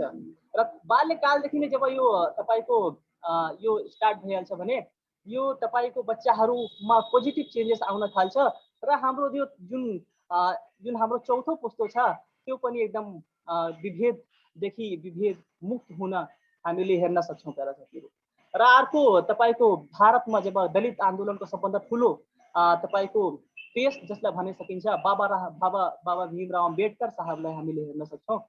उहाँले शिक्षा आर्जन गर्नुभयो र म उहाँदेखि पनि धेरै प्रेरित छु र उहाँकै कारणले म पनि अल्लाहको पढाइ पनि गर्दै अहिले गरिरहेको छु। उहाँ वकालत पढ्नुभयो लन्डनदेखि र उहाँ जब आउनुभयो आफ्नो शिक्षा आर्जन गरेर आफ्नो समुदायको लागि उहाँले आफ्नो समुदायको पीडा उहाँले भोग्नुभयो र आफ्नो समुदायको मुद्दालाई उहाँले राष्ट्र लेभलमा लग्नुभयो र नीतिगत रूपमा 1950 मा दलितहरूको हक अधिकारको लागि उहाँले दलितलाई समानुपातिक समावेशितामा को सिद्धान्तको अन्तर्गत उहाँले राज्यको प्रत्येक अङ्गमा उहाँले दलितलाई, आदिवासी जनजातिलाई, माइनोरिटीलाई, मुस्लिम होस् चाहे क्रिस्चियन होस् सबैलाई उहाँले समावेशिता गर्नुभयो। र उहाँदेखि हामीले के सिक्न सक्छौँ भने कि शिक्षा एकदम महत्त्वपूर्ण छ। बाबा साहब अम्बेडकरको पनि यो सन्देश थियो, शिक्षालाई आर्जन गर्नुहोस्, शिक्षालाई शक्ति बनाउनुहोस् र शिक्षालाई आर्जन गर्दै ठुलो ठुलो तानाशाहलाई पनि हामीले उखाडेर फाल्न सक्छौँ, यो उहाँले सन्देश दिनुभयो। र अर्को तपाईले अमेरिकामा जुन सबभन्दा ठुलो क्रान्ति ल्याउनु भयो मार्टिन लुथरज्यूले 1961, 1962, 1963 निरन्तर आन्दोलन गर्दै 1964 मा उहाँले सिभिल राइट एक्टलाई स्थापित गर्नुभयो। 1964 मा सिभिल राइट एक्टलाई स्थापित गरेर काला गोराको जुन विभेद थियो, लैङ्गिक जुन विभेद थियो, त्यो विभेदलाई अन्त्य गर्दै उहाँले नीतिगत रूपमा संविधानमै यो ऐनमै सिभिल राइट एक्ट 1964 मै उहाँले कालाहरूको लागि समानुपातिक समावेशिताको सिद्धान्तको आधारमा उहाँले राज्यको प्रत्येक अङ्गमा समावेश गर्नुपर्छ कालाहरूलाई। उहाँले कालाहरूलाई हक अधिकार दिलाए। अनि मात्रै त्यहाँ पब्लिक सेक्टरमा होइन, उहाँले प्राइभेट सेक्टरमा पनि उहाँले समानुपातिक समावेशिता कालाहरूलाई दिलाए। र यहाँदेखि हामीले के सन्देश दिनुपर्छ भने जुन हाम्रो संविधानको धारा 42 मा जुन हामीले अधिकार प्राप्त भएको छ वीर शहीदहरूको बलिदानीबाट, त्यो जुन धारा 42 को हाम्रो धारा छ कि राज्यको प्रत्येक अङ्गमा दलित होस् चाहे आदिवासी जनजाति होस् चाहे थारू होस् चाहे मुस्लिम होस् चाहे अल्पसंख्यक र अपाङ्ग होस्, सबैलाई तपाईले समानुपातिक समावेशिता राज्यको प्रत्येक अङ्गमा समावेश गर्नुपर्छ। त्यो हामीलाई लिखित रूपमा हामीलाई त्यो मिल्यो त्यहाँबाट। तर हामीले मार्टिन लुथरसँग के सिक्नुपर्ने आवश्यक छ कि मात्रै पब्लिक सेक्टरमा होइन, प्राइभेट सेक्टरमा पनि हामीलाई समानुपातिक समावेशिताको आधारमा सबैलाई समावेश गर्नु अति नै आवश्यक छ। किनभने म इक्जाम्पल दिन चाहन्छु कि विगतमा जुन तपाईको पब्लिक सेक्टरमा निजामती सेवामा जुन खुलेको थियो 9445 जहाँसम्म, त्यसमा मात्रै सिट खुलेको थियो। तपाई आफै सोच्नुहुन्छ कि कम सिटमा तपाईले समावेश गर्दा लाखौं करोडौं तपाईको दलित आदिवासी जनजाति जुन हाम्रो पीडित समुदाय छ, सीमान्तकृत समुदाय छ, त्यसलाई 9400 मा मात्रै सीमित गरेर कसरी हुन्छ? सबभन्दा धेरै आर्थिक जुन अपर्च्युनिटिजहरू छन् त्यो प्राइभेट सेक्टरमा पनि छन्। र त्यसको लागि पनि हामीले हाम्रो आन्दोलन अगाडि, हाम्रो अभियानलाई अगाडि बढाउन अति नै आवश्यक छ। प्राइभेट सेक्टरमा पनि समानुपातिक समावेशिताको लागि हामीले अगाडि बढ्नु अति नै आवश्यक छ। त्यसपछि हामीले नेपालको जुन इतिहास, जुन कालो इतिहास जसलाई भन्छौँ, म पटक भन्दै गर्छु, हिजोको आन्दोलनमा पनि मैले भने 1910 को मुलुकी ऐन जंग बहादुर राणाले जुन उहाँले लिखित रूपमा कानुनै बनाइदिनु भयो, विभेदपूर्ण कानुन, जसमा तामाङ, राई, लिम्बूलाई के भनियो कि उहाँलाई मासिने मतवाली भनियो कि ठुलो जाति जो आफ्नोलाई ठुलो भन्छन् उहाँले तामाङ, राई, लिम्बूलाई मास्न सक्छन्। त्यो अधिकार ठुलो जातिहरूलाई दिइएको थियो। र त्यसपछि दलित मुस्लिमलाई त्यसमा पानी नचल्ने जात भनिदियो। छुवाछुतको त्यहाँ तपाईको विभेद फैलाइदियो त्यो कानुनमा। त्यसैले म यो भन्न चाहन्छु कि यो मात्रै दलितको मुद्दा होइन, यो मात्रै दलितको पीडा होइन, यो मात्रै दलितको मुद्दा होइन, यो सम्पूर्ण मानव जातिको मुद्दा हो। यो जति दलितको मुद्दा हो त्यति मुस्लिम समुदायको पनि मुद्दा हो। यो जति दलित समुदायको मुद्दा हो त्यति नै आदिवासी जातिको मुद्दा हो। यो सम्पूर्ण मानव जातिको मुद्दा हो। यो एउटा भाइरस हो जुन मानिसको मानसिकतामा जुन फैलिसकेको छ। र यो मानसिकतालाई हामीले वैचारिक लडाई लडेर नै यसलाई समाप्त पार्न सक्छौँ प्यारा साथीहरू। र अब युवा पुस्ताले कसरी यसलाई निम्त्याउन सक्छ, अन्त्य गर्न सक्छ, त्यसको लागि प्यारा साथीहरू जस्तै जंग बहादुर राणाले मानसिक रूपले, वैचारिक रूपले, नीतिगत रूपले विभेद फैलाएको थियो, त्यस्तै हामीले पनि नीतिगत रूपमै यस विभेदलाई अन्त्य गर्नतिर अगाडि बढ्नुपर्छ। युवा पुस्ताले जुन हामी वीर शहीदहरूको बलिदानीबाट जुन हामीलाई जुन हामीले जुन अधिकार प्राप्ति भएको छ नेपाल संविधान 2072 को धारा 24 मा छुवाछुत तथा भेदभाव विरुद्धको हकलाई मौलिक हकभित्र राखेको छ र धारा 42 को जुन अधिकार छ र विभिन्न फन्डामेन्टल राइट्सहरू छ त्यो अधिकारहरूलाई हामीले जुन हामीलाई चेकको रूपमा मिलेको छ त्यसलाई नगदी हामीले लिनु अति नै आवश्यक छ। त्यसलाई कार्यान्वयनको तरफ कसरी लाग्न सक्छौं त्यसको लागि हामीले एकदम आवाज बुलन्द गर्नु अति नै आवश्यक छ र युवा पुस्ताले अति नै आवश्यक के छ भने कि त्यसले शिक्षालाई हतियार बनाएर कानुनी दावपेच पनि सिक्नु अति नै आवश्यक छ। राजनीतिक रूपमा पनि अगाडि बढ्ने अति नै आवश्यक छ। सबै ठाउँमा आफ्नो रिप्रेजेन्टेसन गर्न अति नै आवश्यक छ प्यारा साथीहरू। तब नै यो विभेद अन्त्य हुन सक्छ र त्यसपछि हाम्रो पठन पाठन जुन छ हाम्रो शिक्षा प्रणाली जुन छ त्यसमा त दलितलाई एकदम विभेदमै देखाइदियो के। त्यसमा त्यो विभेदलाई पनि पठन पाठनमा पनि हामीले त्यो मानवताको शिक्षालाई मोहम्मद सल्लल्लाहु अलैहि वसल्लम जुन मानवताको शिक्षा दिनुभयो कुनै पनि मानिसको श्रेष्ठ त्यसको कर्मले हुन्छ, कुनै सबै मानिस जाति एक समान हुन् त्यो पठन पाठनमा पनि हाम्रो आउनु अति नै आवश्यक छ र सम्पूर्ण सीमान्तकृत समुदायको यो मुद्दा हो। मुस्लिम दलित आदिवासी जनजाति सबैको यो मुद्दा हो र सबैले मिलेर यस विभेदको विरुद्धमा हामीले आवाज उठाउन अति नै आवश्यक छ। अभियान चलाउने अति नै आवश्यक छ। जस्तो आज एउटा गोपाल नेपाली सर हुनुहुन्छ, जस्तो आज मोहम्मद सुहेब अन्सारी छ, त्यस्तै दर्जनौं गोपाल नेपाली उत्पन्न हुनु पर्यो, लिडिङ गरेर अगाडि आउनु पर्यो। त्यस्तै मोहम्मद सुहेब अन्सारी दर्जनौं मोहम्मद सुहेब अन्सारी पनि अगाडि आउनु पर्यो।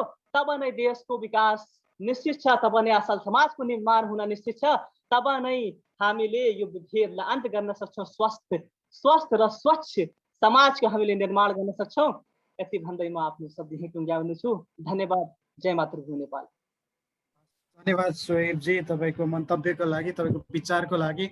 तपाईँले साँच्चीकै अहिले उठाउनु भएको कुरा चाहिँ कानुनले दिएको अधिकारमा युवाले चाहिँ आफ्नो अधिकारको लागि चाहिँ अब नीतिगत हस्तक्षेप नै गर्नुपर्छ भन्ने कुरामा जोड दिँदै हुनुहुन्थ्यो र आफ्नो भूमिका युवाले आफ्नो भूमिका चाहिँ आफै खोजेर त्यो भूमिका चाहिँ आफूले चाहिँ पाउनको लागि सङ्घर्ष गर्नुपर्ने अवस्था पनि तपाईँले पहिलाउँदै हुनुहुन्थ्यो। त्यसको लागि धेरै धेरै धन्यवाद। र अब त्यसै गरी हामी अहिले चारैजना वक्ताको चाहिँ मन्तव्य चाहिँ हामीले सुनिसकेका छौँ, उहाँहरूको विचार।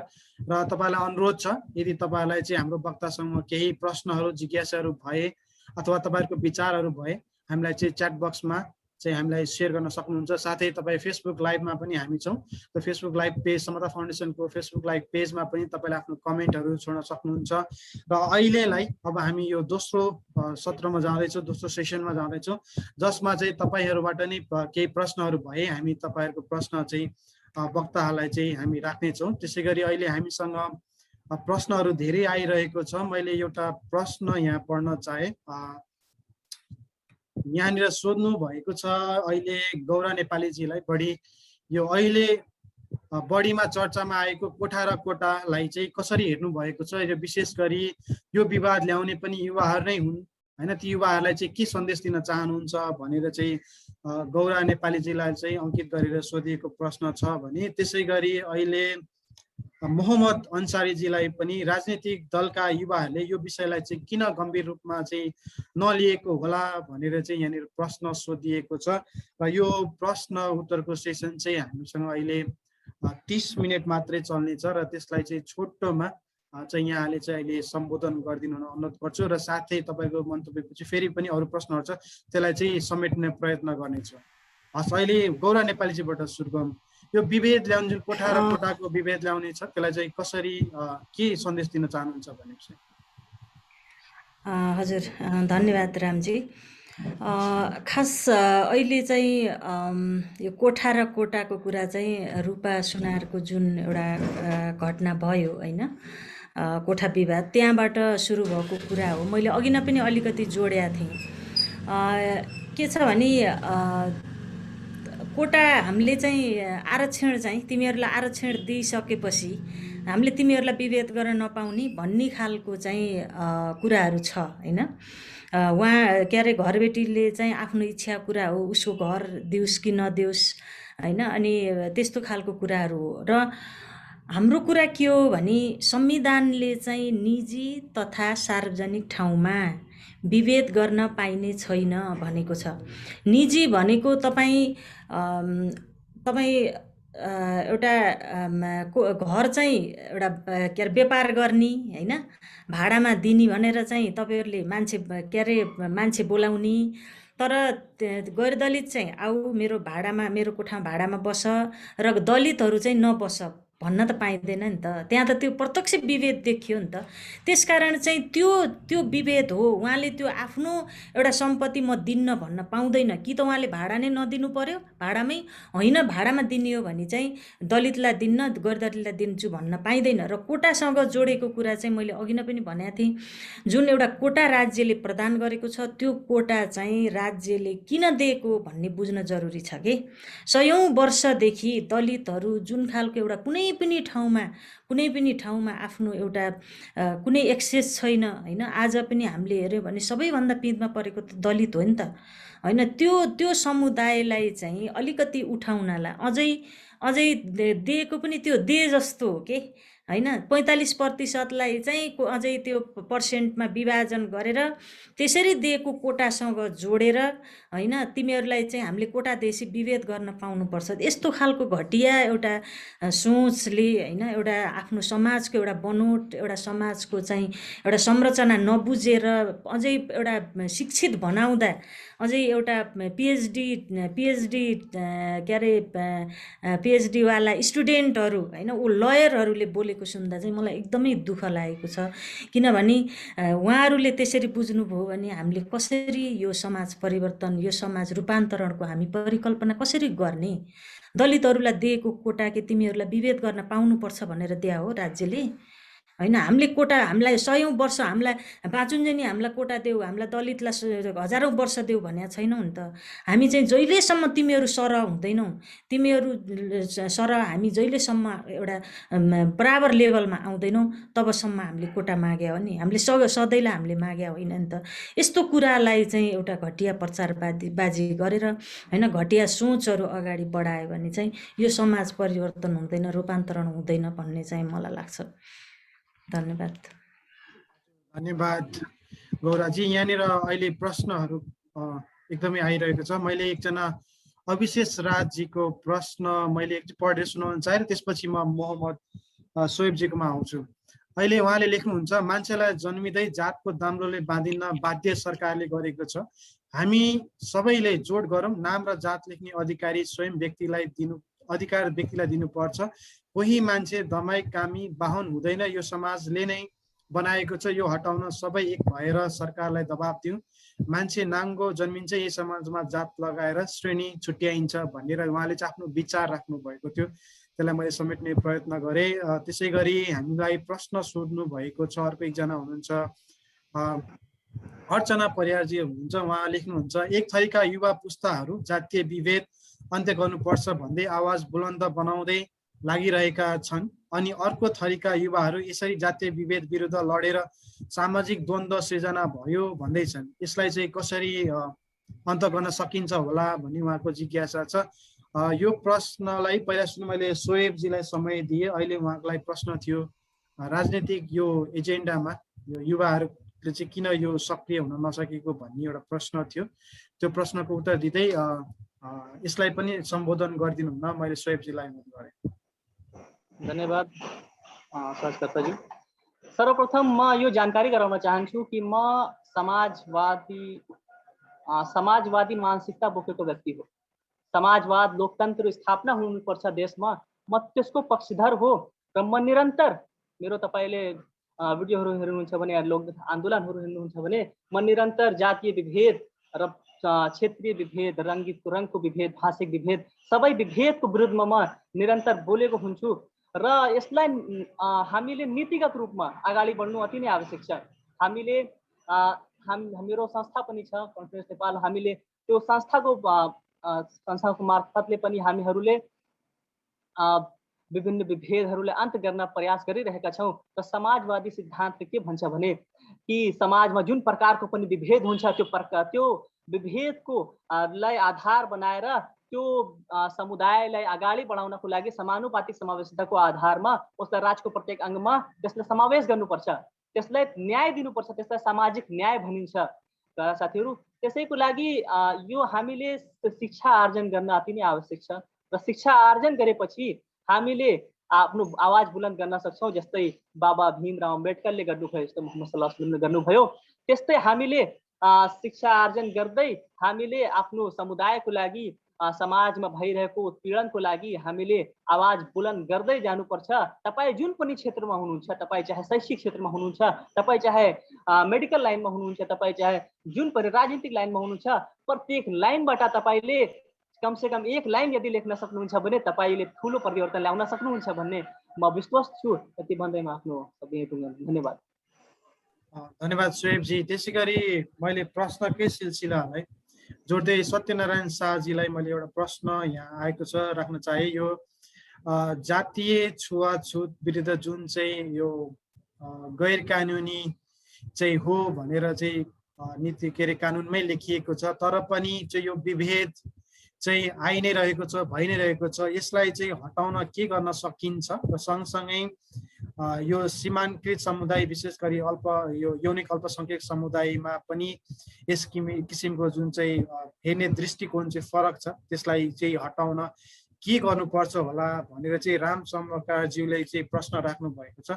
यो प्रश्नलाई सम्बोधन गरिदिनु हुन मैले सत्यनारायणजीलाई अनुरोध गरेँ।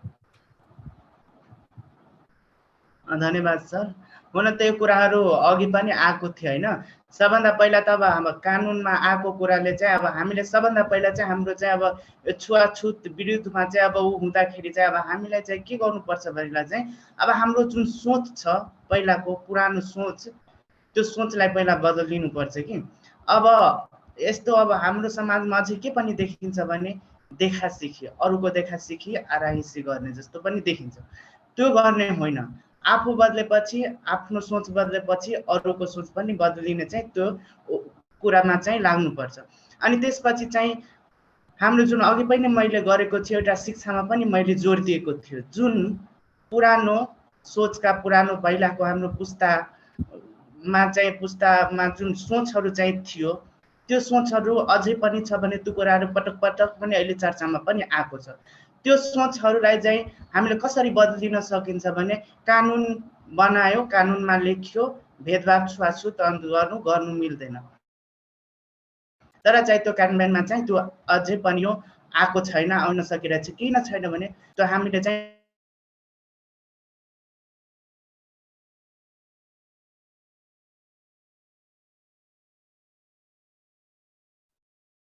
सत्यनारायणजी आवाज सुनिरहेको छ नि तपाईँको?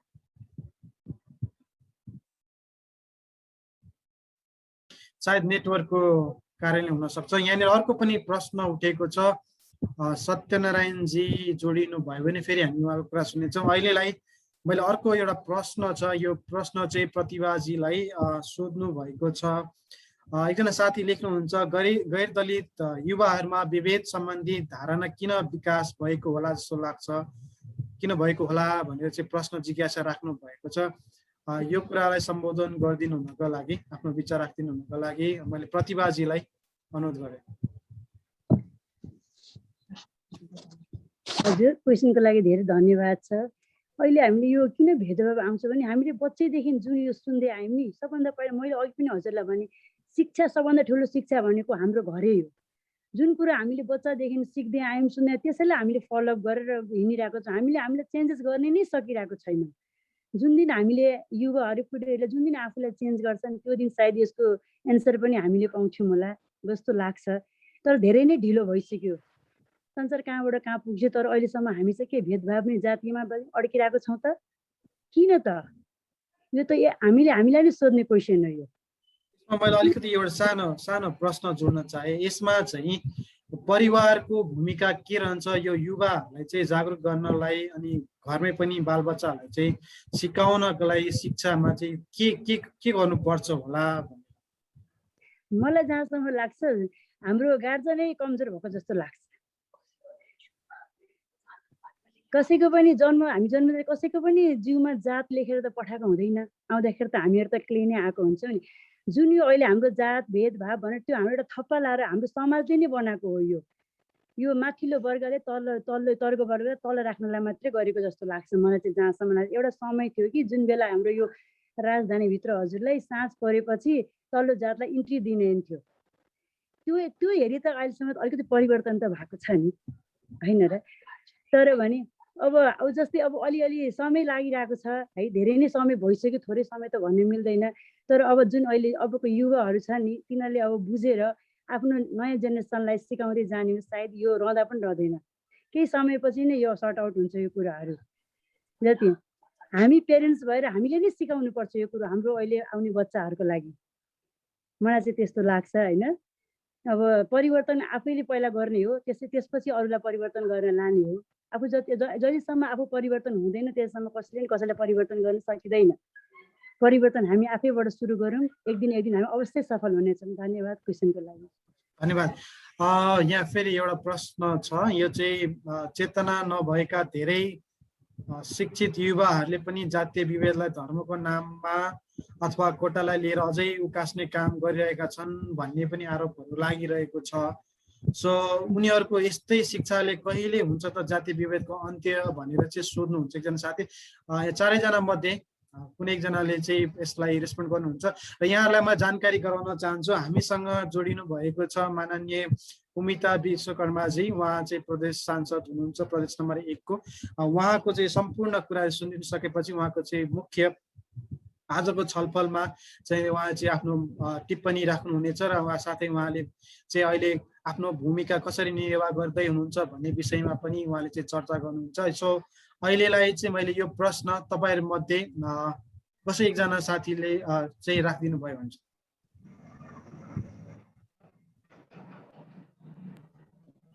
मैले अलिकति राखौँ। हुन्छ।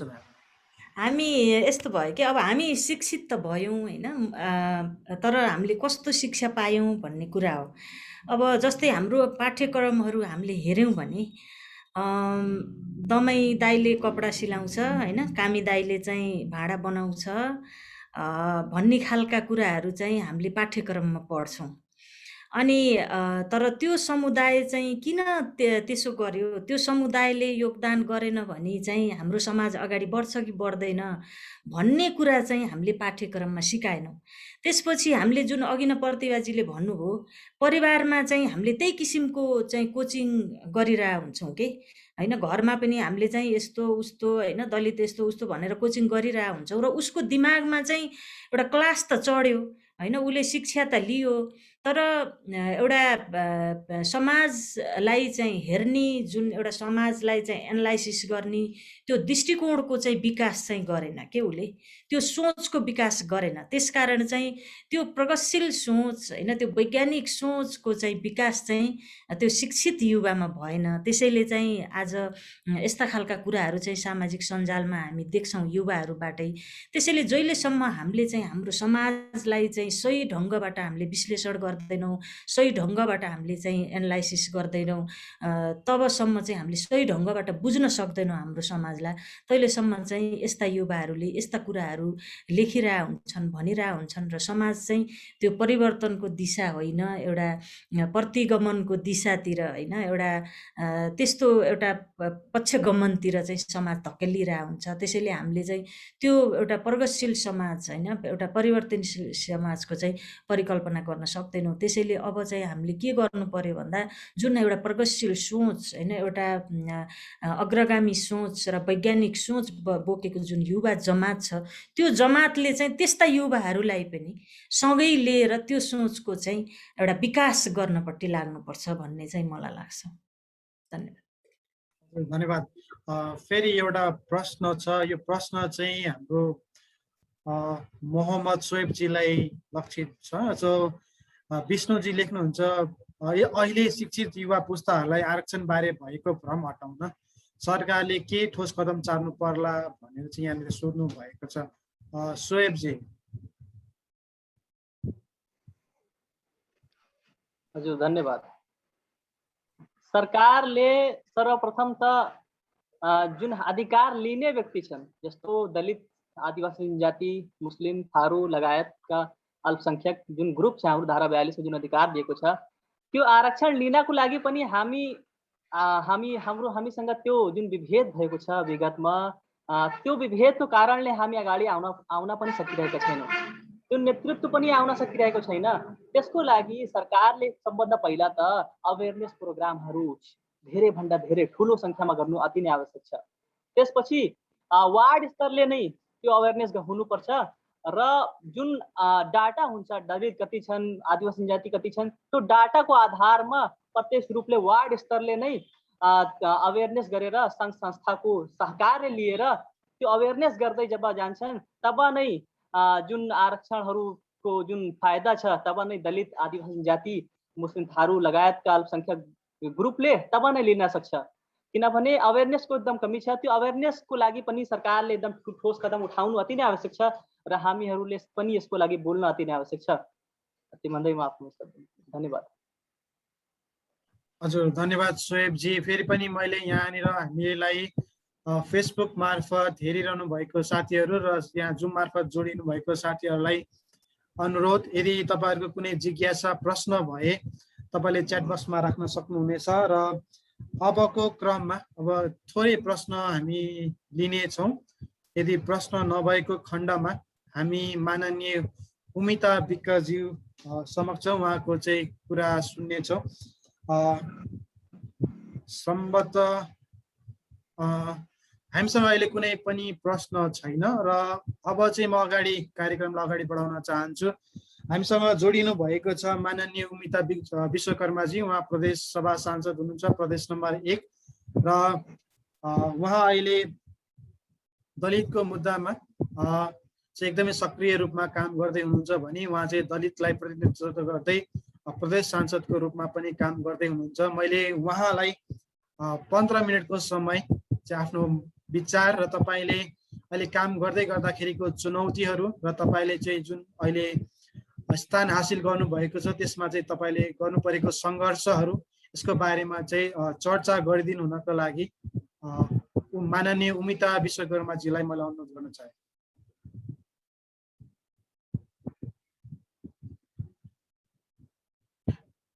अनम्युट गरेर बोल्नु होला, म्युट हुनुहुन्छ हजुर।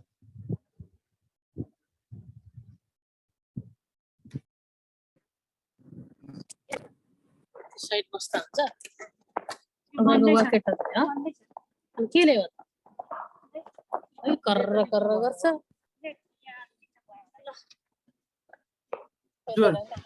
यहाँको समय मैले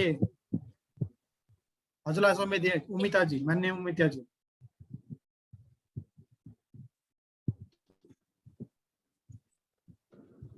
तपाईँ चाहिँ कसको हो? हजुरको हजुर तपाईकै हो। हजुरलाई अहिले 15 मिनेटको समय दिए।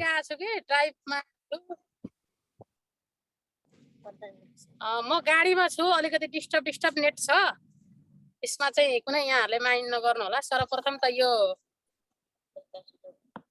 आउनै छ, मेरो अलिकति ब्याट्री पनि लो भइरहेछ। अब आज हाम्रो सदन चलेको कि आज बजेट पास गर्ने दिन भएको कारणले गर्दाखेरि अलिकति म अलि ढिलो पनि आइपुगेँ। अनि अहिले गाडीमा छु। त्यो हाम्रो अलि पहिल्यै चाहिँ टाइमको फिक्स भएको थियो भने म पनि त्यही ढङ्गले तयारी गर्थेँ होइन।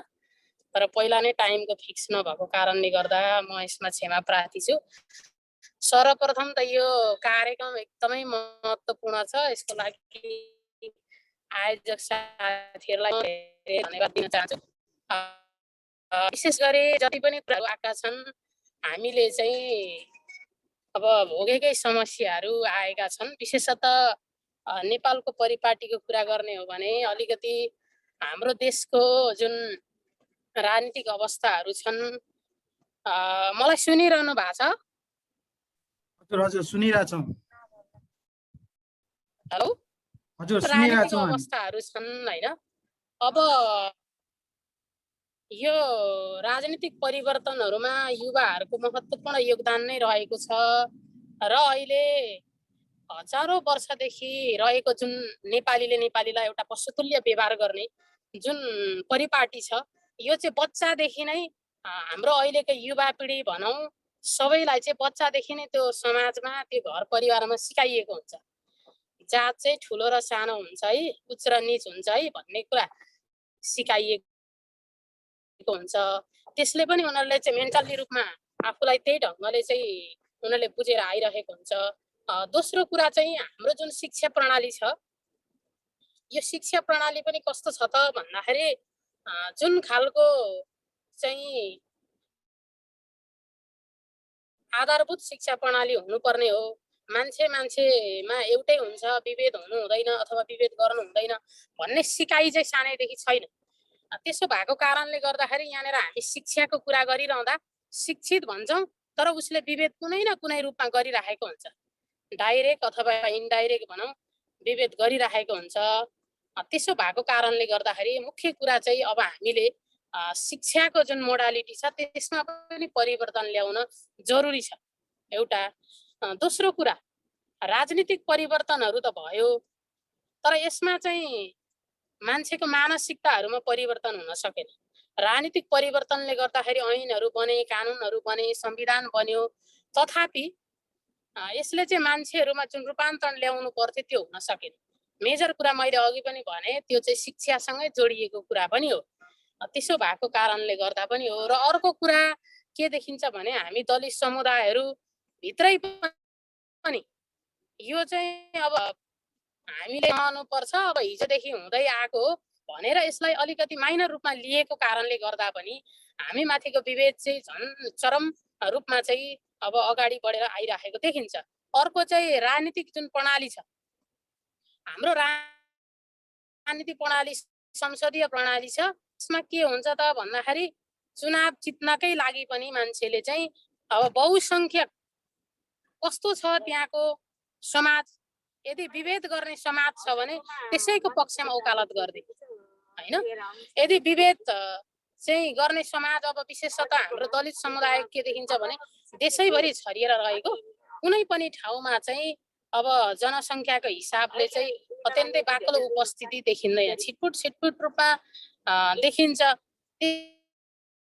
त्यसो भएको कारणले गर्दाखेरि पनि चाहिँ अब उच्च जातीय अहङ्कार बोकेकाहरूलाई चाहिँ जोगाउने परिपाटी चाहिँ राजनीतिक पार्टीकै अब नेताहरू जनप्रतिनिधिहरूबाट भइरहेको छ। यो दुःखको कुरा पनि हो। र अर्को के देखिन्छ त भन्दा बजेटको सन्दर्भमा हेर्दाखेरि दलित समुदायको लागि चाहिँ खालि चाहिँ सचेतनामूलक कार्यक्रमहरूमा चाहिँ हामीलाई अल्झाइदिने र जुन मोटो रकम हुन्छ उत्पादनको क्षेत्रमा, विकासको क्षेत्रमा, त्यो बजेटहरूबाट चाहिँ हामीलाई पासैले गर्दाखेरि पनि के देखिन्छ त भन्दाखेरि विभेद चाहिँ झन् मौलाइरहेको र दलित समुदायहरूको आर्थिक अवस्था चाहिँ अत्यन्तै जर्जर बनेर गइरहेको यसले पनि प्रष्ट पारेको देखिन्छ। र अर्को कुरा युवा पुस्ताहरूमा के देखिन्छ भने युवा हुन्छले चाहिँ परिवर्तनका कुरा गर्ने, अनि जब उमेर परिपक्व हुँदै गइसके पछाडि जुन संस्कार संस्कृति चाहिँ उसले मान्नु पर्छ भन्ने उसले आदर्श चाहिँ बोक्न थाल्छ त्यो समाजमा बसिसके पछाडि, र त्यही अनुसार उसले के गर्छ त भन्दा विभेदलाई पनि एउटा आदर्शको रूपमा लिन्छ। जातीय विभेद, लैङ्गिक विभेदलाई पनि उसले संस्कार र संस्कृति भित्रको एउटा यो कुसंस्कारलाई पनि उसले संस्कृति भित्र राख्छ। र त्यसो भएको कारणले गर्दा पनि उसले चाहिँ जुन ढङ्गले यो विभेदको विरुद्धमा बोल्न सक्नुपर्ने थियो त्यो चाहिँ बोल्न सकिरहेको छैन। र अर्को फेरि के देखिन्छ त भन्दाखेरि जसलाई पीडा छ उसैले मात्रै आवाज उठाउनु पर्छ हैन। अब यो दलितको मुद्दा हो भनेर चाहिँ हेरिदिने हो भनेर हेरिदिने परिपाटी परम्परागत चाहिँ एउटा अवधारणाको कारणले गर्दा पनि जसलाई पीडा भएको छ उसैले मात्रै बोल्नुपर्छ, दलितको बारेमा बोलेर के गर्ने भन्ने खालको पनि देखिन्छ। र आम रूपमा हाम्रो समाजमा के छ त भन्दाखेरि अघि चाहिँ पूर्व वक्ता महानुभावहरूले धेरै विषयवस्तुहरू राखिसक्नु भएको छ, महत्त्वपूर्ण विषयहरू। त्यसमा के देखिन्छ त भन्दाखेरि उहाँहरूले नै राखेका कुराहरू साँच्चै भन्ने हो भने यथार्थ रूपमा चाहिँ हामीले चाहिँ ज्वलन्त उदाहरणको रूपमा पनि देखिरहेका छौँ। अब अस्ति भर्खरैको घटना जुन संविधानले नै भनेको छ कि संविधानको धारा 24मा नीति तथा निजी तथा सार्वजनिक कुनै पनि स्थानमा चाहिँ विभेद गर्न पाइँदैन भनेको छ। तर अहिले हामीले सामाजिक सञ्जालमा हेर्यौँ भने उसको घर हो नदिँदा के हुन्छ भन्ने खालको रूपा सुनारकै विषय कुरा गर्नु पर्दाखेरि र चाहिँ सामाजिक सञ्जालहरूमा तिनै युवाहरूले नै बढी मात्रामा त्यस्तो खालको चाहिँ टिका टिप्पणीहरू गरेको देखिन्छ।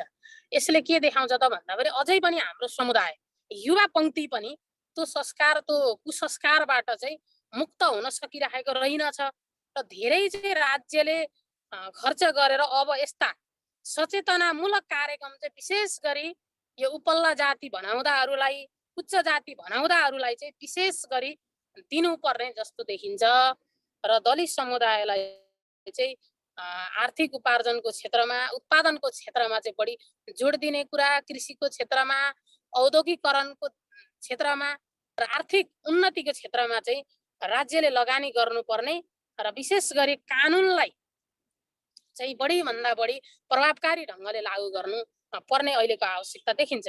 कानुनै कार्यान्वयनको सवालमा भन्नुपर्दाखेरि के देखिन्छ भने वकिलहरूमा दलितहरूको उपस्थिति एकदमै न्यून छ। अब न्यायाधीशहरूमा हेर्ने हो भने त्यस्तै खालको अवस्था छ। प्रहरी सेना लगायतका राज्यका जुन संयन्त्रहरू छन् महत्त्वपूर्ण संयन्त्रहरू त्यसमा चाहिँ दलितको उपस्थिति अत्यन्तै नाजुक अवस्था भएको कारणले गर्दा पनि मनैदेखि चाहिँ अन्य परिवारले समाजले कोच गरिराखेको हुन्छ कि अब दलित भनेको चाहिँ सानो जात हो, अछुत हो, यिनीहरूलाई विभेदै गर्नुपर्छ भन्ने खालको हुन्छ। यदि उसले छुएको खाइहाले पनि उसले विभिन्न तरह र विभिन्न ढङ्गले चाहिँ विभेद गरिराखेको हुन्छ। त्यसो भएको कारणले गर्दाखेरि उसले मनैदेखि कानुनलाई कार्यान्वयन गराउन सवालमा चाहिँ लाग्दैन। त्यसो भएको कारणले गर्दाखेरि अब चाहिँ अबका युवा पिँढीहरूले चाहिँ विशेष आउँदा दिनहरू चाहिँ संविधानले दिएकाहरूलाई कार्यान्वयन गर्ने सवालमा चाहिँ लाग्नुपर्ने देखिन्छ र हाम्रो परिवर्तन गरेर अब आम रूपमा चाहिँ समाजमा रहेका सबैलाई चाहिँ भन्ने खालको चाहिँ एउटा शिक्षा चाहिँ सानैदेखि चाहिँ दिनुपर्ने आवश्यकता देखिन्छ। यो चाहिँ एउटा मेडिटेटको रूप चाहिँ आवश्यकता होइन भने भोलिको दिनमा चाहिँ ठुलो यहाँ चाहिँ विद्रोह पैदा हुने एउटा चाहिँ आन्दोलनहरू राज्य जान अब जस्तै कार्यक्रमहरू मार्फत चाहिँ आउँदो युवा पिँढीहरूलाई चाहिँ प्रशिक्षित गर्न जरुरी छ, सचेत बनाउन जरुरी छ भन्ने मलाई लाग्छ। र चाहिँ धेरै विषयमा गर्नु पर्दाखेरि धेरै कुराकानीहरू हामीले गर्न सक्छौँ।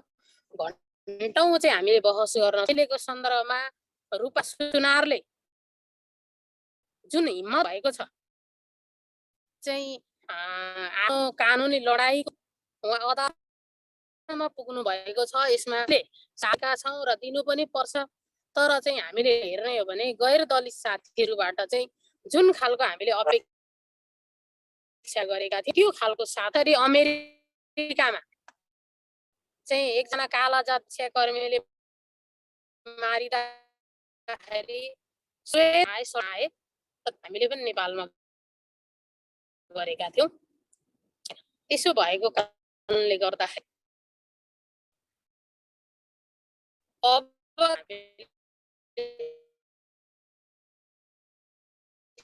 सशक्त बजेट हामी नागरिक समाज सबैको साथ सहयोग लिएर चाहिँ हामी अगाडि बढ्नुपर्ने देखिन्छ। यदि गैर दलित समुदायहरूको चाहिँ यो आन्दोलनमा सहभागिता भएन भने पनि यो आन्दोलनले सार्थकता पाउन सक्दैन र किमार्थ रूपमा पनि यसलाई बुझ्नु हुँदैन कि यो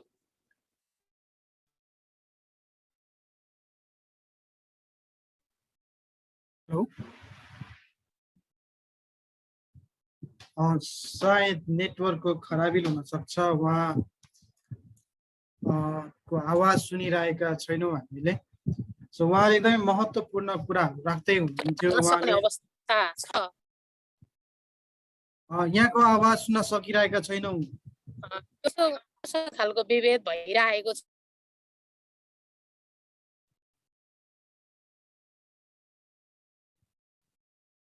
यहाँले यहाँ आवाज सुनिरहेको थिएन। सो मैले यहाँनिर हाम्रो टेक्निकली सपोर्ट गरिरहनु भएको साथीहरूलाई कोर्डिनेट गर्न म अनुरोध गर्न चाहन्छु।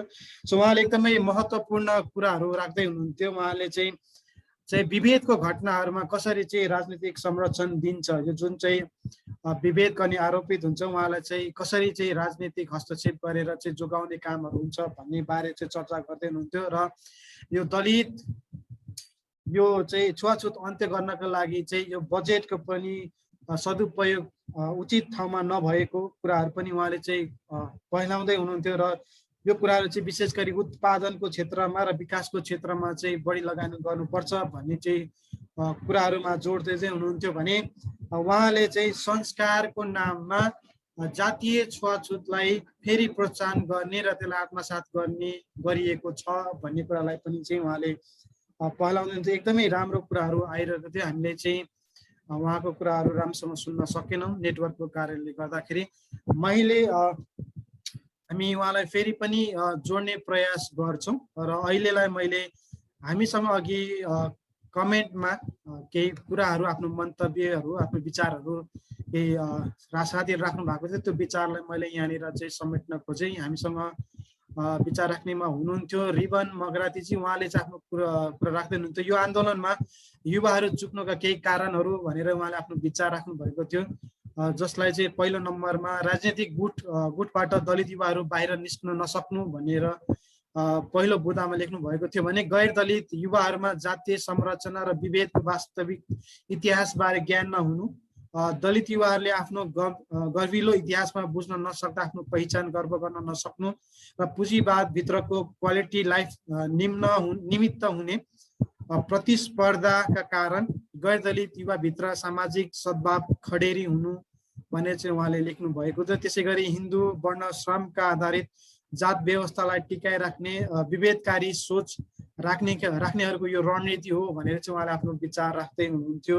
र एकजना अर्को अरेक महाराजी भन्नुहुन्छ, शिक्षा रोजगारी न्याय सरकारी कर्मचारी लगायत राजनीतिकसम्म नेपालको सम्पूर्ण क्षेत्रमा दलित समुदायलाई नै किन बहुलता दिँदैन भनेर चाहिँ उहाँले चाहिँ दलित समुदायको उपस्थितिको बारेमा चाहिँ आफ्नो विचार राख्नु भएको थियो। अहिले फेरि हामीसँग उमिताजी माननीय उमिता विश्वकर्माजी जोडिनु भएको छ, सुनिरहनु भएको छ। मैले फेरि यहाँलाई समय दिन चाहे।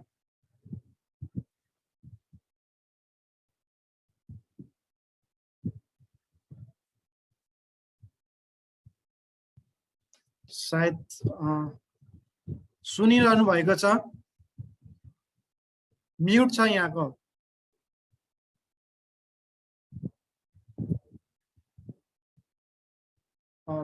एकचोटि कोअर्डिनेट गरिदिनु हुन मैले टेक्निकलमा रहनुहुने साथीलाई अनुरोध गर्न चाहे। त्यसै गरी अर्को पनि यहाँले विचारहरू धेरै विचारहरू आइरहेको थियो, मैले समेट्ने कोसिस गर्दैछु। चाहिँ दलित समुदायलाई चाहिँ यो प्रतिनिधित्व गर्ने सवालमा किन सधैँ चाहिँ पछाडि पारिन्छ, किन सहभागी गराइँदैन भन्ने विचारहरू पनि राखिरहनु भएको छ। हामीसँग माननीय उमिता विक्कजी जोडिनु भएको छ। यदि सुनिरहनु भएको छ भने यहाँले आफ्नो विचार राख्नु भयो हुन्छ।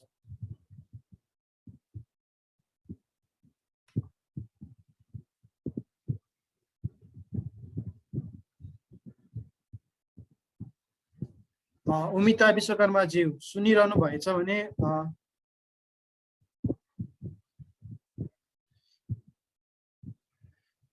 उहाँ फेरि डिस्कनेक्ट हुनुभएको छ। फेरि हामी यसलाई निरन्तर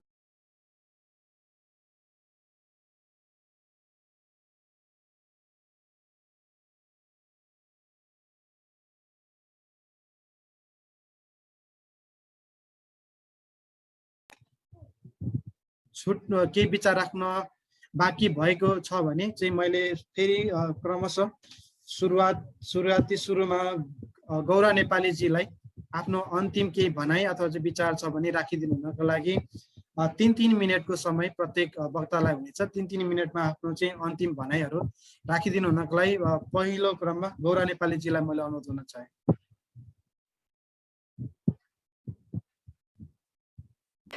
धन्यवाद रामजी। मेरो अब चाहिँ खासै केही छैन। मैले धेरै कुरा भनि पनि सकेको छु आफू बोल्दाखेरि र उमिताजीले धेरै कुरा भन्नुभयो र उहाँले भन्दै हुनुहुन्थ्यो, उहाँले धेरै कुरा राख्नै पाउनु भएन होइन। जुन अझ अब फेरि एउटा अर्को बहस चाहिँ मैले अघि नै भन्न छुटाएँ कि यो दलित किन भन्ने होइन, दलित शब्द नै हटाउनुपर्छ। अझै त्यो धेरै चाहिँ एउटा गैर दलितहरूबाट चाहिँ आफैलाई दलित भन्छन् भन्ने खालका कुराहरू पनि हामी सुन्छौँ कि। तर हामीले चाहिँ हाम्रो कुरा के हो भने हामीले त्यो दलितभित्रै हामीले चाहिँ हाम्रो आत्मसम्मान खोजिरहेछौँ होइन। दलित शब्दभित्रै हामीले आत्मसम्मान खोजिरहेछौँ। दलित शब्द हटाएर चाहिँ हामीलाई कसैले हाम्रो आत्मसम्मान दिनेवाला छैन होइन। आज हामीले हेर्छौँ दलितभित्र एउटा थर पनि लेख्ने हाम्रो छ होइन, हामीले लेख्छौँ, त्यो हाम्रो अधिकारको कुरा हो। तर त्यो थर लेख्दाखेरि, जब त्यो थर लेख्दाखेरि पनि यो कुन जातभित्र होइन, त्यो एकदम मसिनेरी सोधिदिन्छ कि। अनि सोध्दै जाँदा यो दलितभित्र पर्छ भन्यो भने फेरि हामीलाई त्यहाँबाट विभेद सुरु हुन्छ। त्यसकारण चाहिँ हामीले त्यो जात के अरे दलित हटाएर चाहिँ हाम्रो मुक्ति हुनेवाला छैन। त्यसकारण चाहिँ हामी दलित पनि त्यो भ्रममा नपरौँ होइन। हामीले दलित शब्द हटाएर हाम्रो मुक्ति हुन्छ कि भन्ने कुरा। र अर्को कुरा चाहिँ गैर दलित साथीहरूले जुन हामीलाई भन्नुहुन्छ दलितले चाहिँ आफैलाई दलित भन्छन् भन्ने कुरा, त्यसकारण उहाँहरूलाई म के भन्न चाहन्छु भने हामी दलितभित्र त्यो शब्दभित्र चाहिँ हामीले आत्मसम्मान खोजेका छौँ र हामीले हाम्रो दलित शब्द चाहिँ हामी हटाउन तयार छैनौँ भन्ने कुरा चाहिँ म भन्न चाहन्छु। र अन्तिममा चाहिँ धेरै कुरा अघि न रामजीले नै भन्नुभयो, यो एउटा समाज परिवर्तनमा होइन, हरेक एउटा राजनीतिक परिवर्तन, एउटा पुरानो सोचलाई जुन एउटा फाल्ने जुन एउटा प्रक्रिया हुन्छ, जुन एउटा आन्दोलनहरू हुन्छन् होइन, त्यो पुनर्संरचनामा चाहिँ युवाहरूको ठुलो भूमिका हुन्छ। त्यसैले चाहिँ युवाहरू नै हिजोको जुन एउटा अन्धविश्वास हो, जुन एउटा रूढिवादी जुन एउटा परम्परा हो, त्यसलाई अगाल्दै होइन, त्यो एउटा नकारात्मक सोचलाई चाहिँ बोकेर हिँड्नुभयो भने यो समाज रूपान्तरण हुँदैन, यो समाज परिवर्तन हुँदैन। हामीले देखेको जुन एउटा समृद्ध जुन समाज छ त्यो चाहिँ हामीले एउटा बनाउन सक्दैनौँ। त्यसकारण चाहिँ हाम्रो समाजको यथार्थलाई चाहिँ हामीले आत्मसात गर्दै मैले अघि नै अलिकति जोडेँ, जस्तै कलेज पढ्ने कोही युवाहरूले यस्तो जातीय छुवाछुत पनि छ र दलित भन्ने पनि छ र हाम्रो समाजमा भन्ने पनि सुन्छु कि मैले। त्यसकारण चाहिँ त्यो समाजको यथार्थ जुन चित्र हो त्यो सबैले थाहा पाउनुपर्छ। त्यसकारण पाठ्यक्रममा दलित भनेको के हो, दलितहरू कसरी चाहिँ उत्पीडनमा परे, अझै दलितहरू चाहिँ राज्यको हरेक एउटा संरचनामा उनीहरूको एउटा सहभागिता छ कि छैन होइन, उनीहरूको राजनीतिक सहभागिता छ कि छैन, र उनीहरूमाथि कस्ता खालका चाहिँ उत्पीडनहरू भए भन्ने कुरा चाहिँ त्यो समूहले बुझ्नु पर्यो कि, त्यो युवाहरूले बुझ्नु पर्यो। त्यो बुझाउने काम चाहिँ एउटा त राज्यले चाहिँ त्यस्ता खालका पाठ्यक्रमहरू निर्माण गर्नु पर्यो, तिनीहरूलाई त्यो खालको एउटा अवेरनेस गर्नु पर्यो। अर्को कुरा चाहिँ हामी जुन सामाजिक सङ्घ संस्थाहरू हौँ, हामीले पनि त्यस कुरालाई चाहिँ अगाडि लानु पर्यो, उहाँहरूलाई बुझाउनु पर्यो। र जुन एउटा नबुझेको युवा छ त्यसलाई त बुझाउन तयार के अरे हामी सक्छौँ, तर बुझेकोले नै जुन खालको एउटा विभेदहरू गरिरहेछ त्यो अझै डेन्जर छ। त्यसैले चाहिँ त्यसलाई बुझाउनको लागि चाहिँ हामीसँग कानुनहरू जुन छन् त्यो कानुनहरूलाई चाहिँ हामीले एउटा सही ढङ्गबाट चाहिँ अगाडि बढाउनु पर्यो, त्यो कानुन अनुसार कारबाही गर्नु पर्यो। मन्त्री नै गएर चाहिँ अपराधीलाई बोकेर लिएर हिँड्न भएन होइन, राज्य नै एउटा अपराधीहरूलाई चाहिँ संरक्षण गर्नपट्टि लाग्न भएन। अघि नै उमिताजीले भन्दै हुनुहुन्थ्यो हरेक कुरा चाहिँ राजनीतिकरण हुन्छ। हामीले हेऱ्यौँ भने आज कुनै पनि घटना भयो भने चाहिँ त्यो अपराधी चाहिँ कुन पार्टीको हो र त्यो जुन पीडित हो त्यो चाहिँ कुन पार्टीको हो भनेर पहिला हामीले हेर्छौँ। त्यसकारण त्यो खालको एउटा जुन वातावरण छ हाम्रो समाजमा, हाम्रो देशमा, त्यो चाहिँ हुन भएन।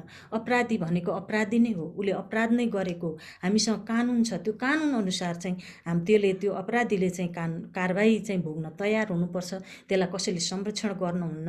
त्यो भयो भने चाहिँ हाम्रो समाज हामीले देखे जस्तो, हामीले सोचे जस्तो, हामीले देख्न चाहे जस्तो एउटा समृद्ध बन्न सक्छ भन्ने आफ्नो कुरा राख्दै अवसरको लागि समता फाउन्डेसनलाई चाहिँ एकदम धेरै धन्यवाद दिन चाहन्छु। अनि त्यसै गरी हाम्रो रामजीलाई पनि धेरै धन्यवाद दिन चाहन्छु र मसँग कोअर्डिनेसन गर्ने हाम्रो एकजना समताको बहिनी हुनुहुन्छ, उहाँलाई नि एकदम धेरै धन्यवाद दिन चाहन्छु। धन्यवाद। धन्यवाद गौराजी आफ्नो विचारको लागि।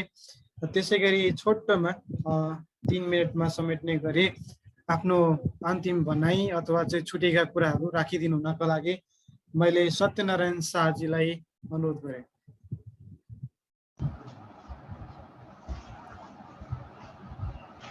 हस्, धन्यवाद। हुन त अघि हामीले बोल्दा बोल्दै नेटवर्कको समस्याले गर्दा अलिकति डिस्कनेक्ट पनि एकैछिनका लागि म चाहिँ भएँ। अब त्यसमा अब खासै भन्दाखेरि चाहिँ अब हामीले चाहिँ अब हुन त अब यो दलित मधेसी दलित युवाहरूकै लागि आजको यो प्रोग्रामहरू यो जातीय विभेद छुवाछुतको लागि हुँदाखेरि चाहिँ त्यसमा चाहिँ धेरै कुराहरू पनि आए। अनि त्यसमा अझै पनि अघि मैले चाहिँ बोल्दै बोल्दा त्यो नेटवर्क डिस्टर्बले प्रब्लमले गर्दा चाहिँ अलिकता गाह्रो भयो त्यो बोल्न अलिकता सकिने त्यतिको कुरा।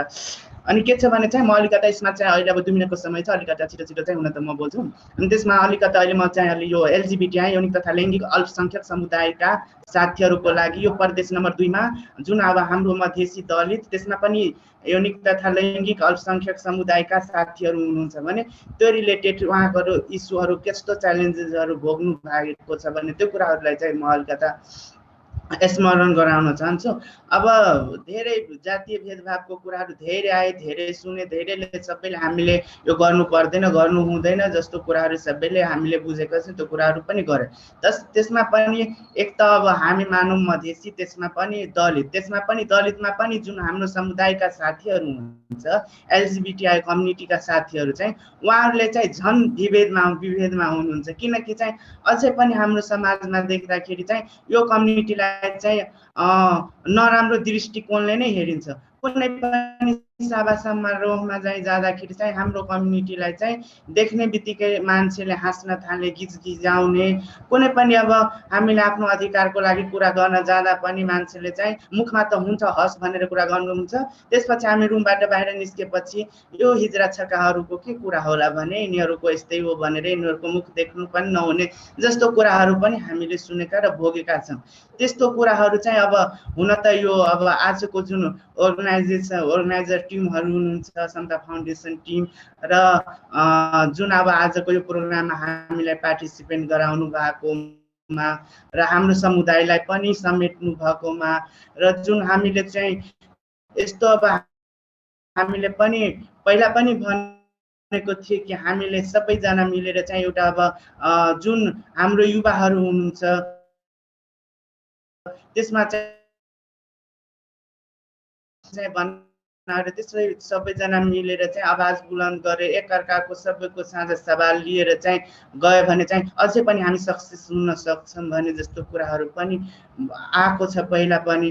अनि त्यो तरिकाले अझै पनि हामीले त्यो तरिकाले गयो भने अझै पनि लाग्छ हामीले एउटा चाहिँ ठुलो उपलब्धि चाहिँ हाम्रो यो समाज र देशमा चाहिँ हुन सकिन्छ जस्तो पनि छ। र अब 2 मिनटको समय थियो न त अझै पनि अब धेरैहरू अलिक कुराहरू यतिसम्म पनि बोल्न मौका दिनुभयो र हामी जस्तो अब हामी समलिङ्गी तेस्रोलिङ्गी समुदायका साथीहरूलाई पनि अब हजुरहरूले समेटिराख्नु भएछ र हाम्रो आवाजलाई बुलन्द गरिदिनु राख्नु भएछ भने त्यसको लागि बिडिएस टिम र हाम्रो जुन बिडिएसकै नेतृत्वमा काम गर्ने धनसा जिल्ला प्रदेश नम्बर 2 को जनकपुरमा सुनौलो बिहानी समाज जुन हाम्रो संस्था छ त्यसको तर्फबाट पनि र म एउटा समलिङ्गी पुरुष सत्यनारायण शाहको तर्फबाट पनि हृदयदेखि चाहिँ धेरै धेरै धन्यवाद चाहिँ समता फाउन्डेसनका टिमलाई चाहिँ दिन चाहन्छौँ। र यहाँ उपस्थिति हुनुभएका सबै सहभागी साथीहरूलाई हामी अब हामी पनि एउटा युवा हो, युवामा पनि त्यसमा पनि हामी समलिङ्गी तेस्रोलिङ्गी साथीहरू पनि हुन्छ, त्यसमा पनि हाम्रो दलित समुदायका साथीहरू पनि हुन्छ। हामीलाई विभेद नगरौँ, हामी सबै भिन्न, हामी सबै समान भनेर एउटा नाराका साथ हामी अगाडि बढ्यो भने साँच्चीकै पनि हामीले सोचे जस्तोको हामी एउटा समाजको चाहिँ परिकल्पना जुन गरेका छौँ त्यो हुन्छ भने जस्तै त्यति आशा गर्दै आजको यो यति अब चाहिँ म आफ्नो 2 शब्द यही टुङ्ग्याउँछु। हस्, धन्यवाद। धेरै धेरै धन्यवाद सत्यनारायणजी, तपाईँलाई आफ्नो महत्त्वपूर्ण समय र विचारको लागि धेरै धेरै धन्यवाद दिन चाहन्छु। र त्यसै गरी छुटेका केही कुराहरू र एकदमै भन्नुपर्ने त्यस्ता केही कुराहरू छ भने छोटोमा आफ्नो विचार राखिदिनु हुनको लागि म फेरि पनि प्रतिभा पोखरेलजीलाई 3 मिनटको समय दायराभित्रमा छोटोमा आफ्नो विचार राखिदिनु हुनको लागि अनुरोध गर्न चाहन्छु। हजुर धन्यवाद है। म के भन्न चाहन्छु नि, युवाहरूले कुनै पनि जात जातीयलाई भेदभावलाई अनदेखा गर्नु हुँदैन फर्स्ट है। दोस्रोमा के सबै युवाहरू सक्रिय भएर भेदभाव विरुद्ध जात भेदभाव विरुद्ध एकजुट भएर लड्नुपर्छ है। तेस्रोमा म के भन्न चाहन्छु, सबै जातिका युवाहरू सँगै मिलेर जातीय भेदभावको अन्त्य गर्ने सङ्घर्षमा संलग्न हुनुपर्छ। यसले गर्दाखेरि हाम्रो देशका सामाजिक सद्भाव बढ्छ र विभिन्न जात जातिका मानिसहरूसँग मध्यम एकता गहिरो हुन्छ। तेस्रोमा के भन्नु चाहने, अब नयाँ पुस्ताको पालो आए जस्तो लाग्छ। पुरानो पुस्तासँग हस्तक्षेप आफूले लिनुपर्छ, कसैले पनि आफ्नो अधिकार दिँदैन, आफैले लिनुपर्छ। जय युवा भन्न चाहन्छु। धन्यवाद। मेरो 2 शब्द हजुरले एकता फाउन्डेसनलाई पनि म भन्न चाहन्छु, समता फाउन्डेसनलाई पनि मैले भन्न चाहन्छु। मलाई मेरो 2 शब्द राख्न दिनुकोमा धन्यवाद। कोभिड गएको छैन, लकडाउन लुज मात्रै भएको, प्लिज स्टे सेफ, मास्क प्रयोग गरिदिनु होला। धन्यवाद। धेरै धेरै धन्यवाद प्रतिभाजी, तपाईँको समयको लागि, तपाईँको विचारको लागि। फेरि पनि हामी तपाईँहरूसँग त्यस्तो सहयोग काम गर्ने वातावरणमा मिलाएर फेरि पनि हामी कोर्डिनेट गर्नेछौँ। धेरै धेरै धन्यवाद। फेरि पनि आफ्नो विचार राखिदिनु हुनको लागि मोहम्मद सोएब अन्सारीजीलाई मैले 3 मिनटको समयभित्रमा आफ्नो विचार राखिदिनु अनुरोध गरेँ। धन्यवाद रामजी। सर्वप्रथम त म यो जानकारी गराउन चाहन्छु युवा पुस्तालाई कि हामीहरूले हाम्रो समुदाय को इतिहास जान्न अति नै आवश्यक छ। हाम्रो समुदाय कसरी विभेदमा पढ्यो, कसले विभेद गर्यो र यसलाई यो विभेदलाई मतलब अन्त कसरी गर्न सकिन्छ, त्यसको हामीले त्यसलाई फुल प्रुफ प्लानको साथै हामी पनि अवेर हुने र अरूलाई पनि अवेर गर्ने प्रयास गर्नु अति नै आवश्यक छ। त्यसपछि यो एउटा वैचारिक लडाई हो, मानसिक लडाई हो। यो वैचारिक लडाईलाई हामीले पनि शैक्षिक रूपले अगाडि बढाउँदै वैचारिक रूपले हामीले यसलाई अगाडि बढाउन अति नै आवश्यक छ। हाम्रो जुन पछिल्लो आन्दोलन भयो, दलित आन्दोलन, आदिवासी जाति आन्दोलन, मुस्लिम आन्दोलन, थारू आन्दोलन लगायतको आन्दोलन जुन भयो, त्यसबाट उपलब्धि प्राप्त भएको जुन हामीसँग हक अधिकारहरू छन्, धारा 42 छ, तपाईँको जो धारा 24 छ, त्यो अधिकारलाई हामीले मात्रै अहिले चेकको रूपमा हामीलाई मिलेको छ। त्यसलाई नगदी कसरी हामीले लिन सक्छौँ, हाताहाती कसरी लिन सक्छौँ, त्यसको लागि पनि हामीले सङ्घर्ष गर्न अति नै आवश्यक छ र आफ्नो वरिपरिको साथीहरूलाई पनि अवेर गर्न अति नै आवश्यक छ। तपाईँ जुन पनि फिल्डमा हुनुहुन्छ त्यो फिल्डमा तपाईँ बसेर पनि तपाईँले आफ्नो समुदायको लागि धेरै ठुलो कार्य गर्न सक्नुहुन्छ। तपाईँ यदि अवेर हुनुहुन्छ भने तपाईँको समुदाय पनि अवेर हुन्छ र अवेरनेसको एकदम नै आवश्यक छ। अवेरनेसको कमी भएको कारणले नै जुन हामीले प्राप्ति भएको जुन संविधानमा प्राप्ति भएको अधिकारहरू छ, त्यसलाई अहिले पनि दलित समुदाय, सीमान्तकृत वर्गले आफ्नो हस्तक्षेप जनाएर त्यसलाई पाइरहेको अवस्था छैन। त्यसको लागि अवेरनेसको पनि अति नै आवश्यक छ। यति भन्दै म रामजी, गोपाल नेपालीजी र सुधेन्सु दिदीलाई पनि म धन्यवाद र समता फाउन्डेसनलाई पनि धन्यवाद व्यक्त गर्न चाहन्छु र यति भन्दै म आफ्नो शब्द यही टुङ्गाउँदै धन्यवाद। जय मातृभूमि नेपाल। धेरै धेरै धन्यवाद सोएबजी तपाईँको विचारको लागि।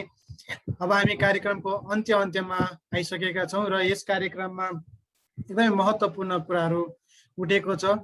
त्योमध्ये अहिले हाम्रो वक्ताले चर्चा गर्दै हुनुहुन्थ्यो युवाहरूको भूमिकाको बारेमा र यहीँभित्र नेपालभित्रै दलित समुदायभित्रै अहिले हामीले अम्बेडकरको खोजी गरिरहेका छौँ, हामीले मार्टिन लुथरका खोजी गरिरहेका छौँ भन्ने कुराहरू चाहिँ उहाँले राख्नु भएको थियो। र शिक्षामा पनि यहाँको चाहिँ जुन जसरी चाहिँ दलित समुदायलाई प्रस्तुत गरिन्छ त्यो कुरालाई पनि परिवर्तन गर्न अत्यन्तै जरुरी छ र दलितका नाममा आउने बजेटहरूमा पनि तपाईँको जनचेतनाको नाममा मात्रै चाहिँ फजुल खर्च भन्दा पनि यसलाई चाहिँ उत्पादन र विकासको क्षेत्रमा कसरी लगानी गर्न सकिन्छ भनेर पूर्ण विचार पनि गर्नुपर्छ भन्ने कुराहरू उठिरहेको थियो। र सँगसँगै सम्पूर्ण जति पनि चाहिँ हामी पीडित समुदायहरू छन् त्यो सबै समुदायहरू चाहिँ एकीकृत भएर चाहिँ लाग्नुपर्ने भन्ने कुराहरू चाहिँ यहाँ चाहिँ उठेको चाहिँ सबै कुराहरूलाई मनन गर्दै हामी सम्पूर्ण युवाहरूलाई आग्रह गर्न चाहन्छौँ एकजुट भएर जति पनि कुप्रथाहरू छन् यी सबै विरुद्ध चाहिँ लड्न, एकजुट हुन र अगाडि सर्न र आफ्नो स्थान आफै खोज्नको लागि चाहिँ अगाडि बढ्नुपर्छ भन्ने चाहिँ कुरा चाहिँ मैले यहाँ अनुरोध गर्न चाहेँ।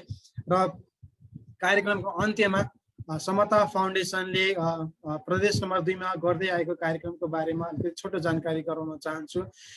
समता फाउन्डेसनले अहिले प्रदेश नम्बर 2 लक्षित विशेष गरी दलित महिलाहरूको लागि चाहिँ अपन कथा अपनै बुनेची भनेर 18 महिने चाहिँ फेलोसिपको कार्यक्रम चाहिँ सञ्चालन गर्दैछ, जसको लागि चाहिँ अहिले आवेदन आह्वान खुला गरिएको छ र त्यो आवेदन चाहिँ तपाईँले समता फाउन्डेसनको वेबसाइट मार्फत प्राप्त गर्न सक्नुहुन्छ भने यस आवेदनको लागि 20 वर्षदेखि 40 वर्षसम्मको महिलाहरूले र विशेष गरी यौन अल्पसंख्यक समुदायबाट आफूलाई चाहिँ महिला भनेर चाहिँ चिनाउनु हुने साथीहरूले चाहिँ यो आवेदन भर्न सक्नुहुन्छ भन्ने कुरा मैले यही मार्फत चाहिँ जानकारी गराउन चाहे। तपाईँले फर्मको बारेमा अझ बुझ्नको लागि तल यहाँनिर डिस्क्रिप्सनमा च्याट बक्समा पनि राखिएको छ, त्यो पनि हेर्न सक्नुहुनेछ। मैले यति जानकारी गराउँदै यहाँ सम्पूर्ण वक्ताहरूलाई मैले उहाँहरूको समय उहाँहरूको विचारको कदर गर्दै समता फाउन्डेसनको तर्फबाट र मेरो व्यक्तिगत तर्फबाट यहाँलाई धेरै धेरै धन्यवाद दिन चाहन्छु र आगामी दिनहरूमा पनि यसरी नै बहस र चर्चा चाहिँ हामी गर्नेछौँ। र अहिले समता फाउन्डेसनले प्रत्येक हप्ता शुक्रबार दिनको 3 बजेदेखि 5 वर्षसम्म चाहिँ अहिले समता डायलग सिरिज भनेर चाहिँ चलाएको छ। त्यही अनुरूप चाहिँ आज हामी दोस्रो श्रृङ्खलामा थियौँ र अर्को हप्ता पनि तपाईँलाई चाहिँ भेट्ने बाचा गर्दै अहिलेलाई यो कार्यक्रम सकिएको घोषणा गर्न चाहन्छु। साथै यस कार्यक्रमलाई सफल बनाउन सहयोग गरिदिनु हुने मेरो सहकर्मी साथी सुदेशना नेपालजीलाई धेरै धेरै धन्यवाद दिन चाहन्छु र टेक्निकली सपोर्ट गर्दै हुनुहुन्थ्यो मलाई वृद्धिका सेन्चुरीजीलाई म धेरै धेरै धन्यवाद दिन चाहन्छु र त्यसै गरी रोशन परियारजीलाई पनि धन्यवाद र कोअर्डिनेसनको लागि गोपाल नेपालीजीलाई साथै समता फाउन्डेसनको टिमलाई धेरै धेरै धन्यवाद दिँदै म बिदा हुन चाहन्छु र कार्यक्रम सकिएको घोषणा पनि गर्न चाहन्छु। हस् त, धन्यवाद। हस्, धन्यवाद। Thank you.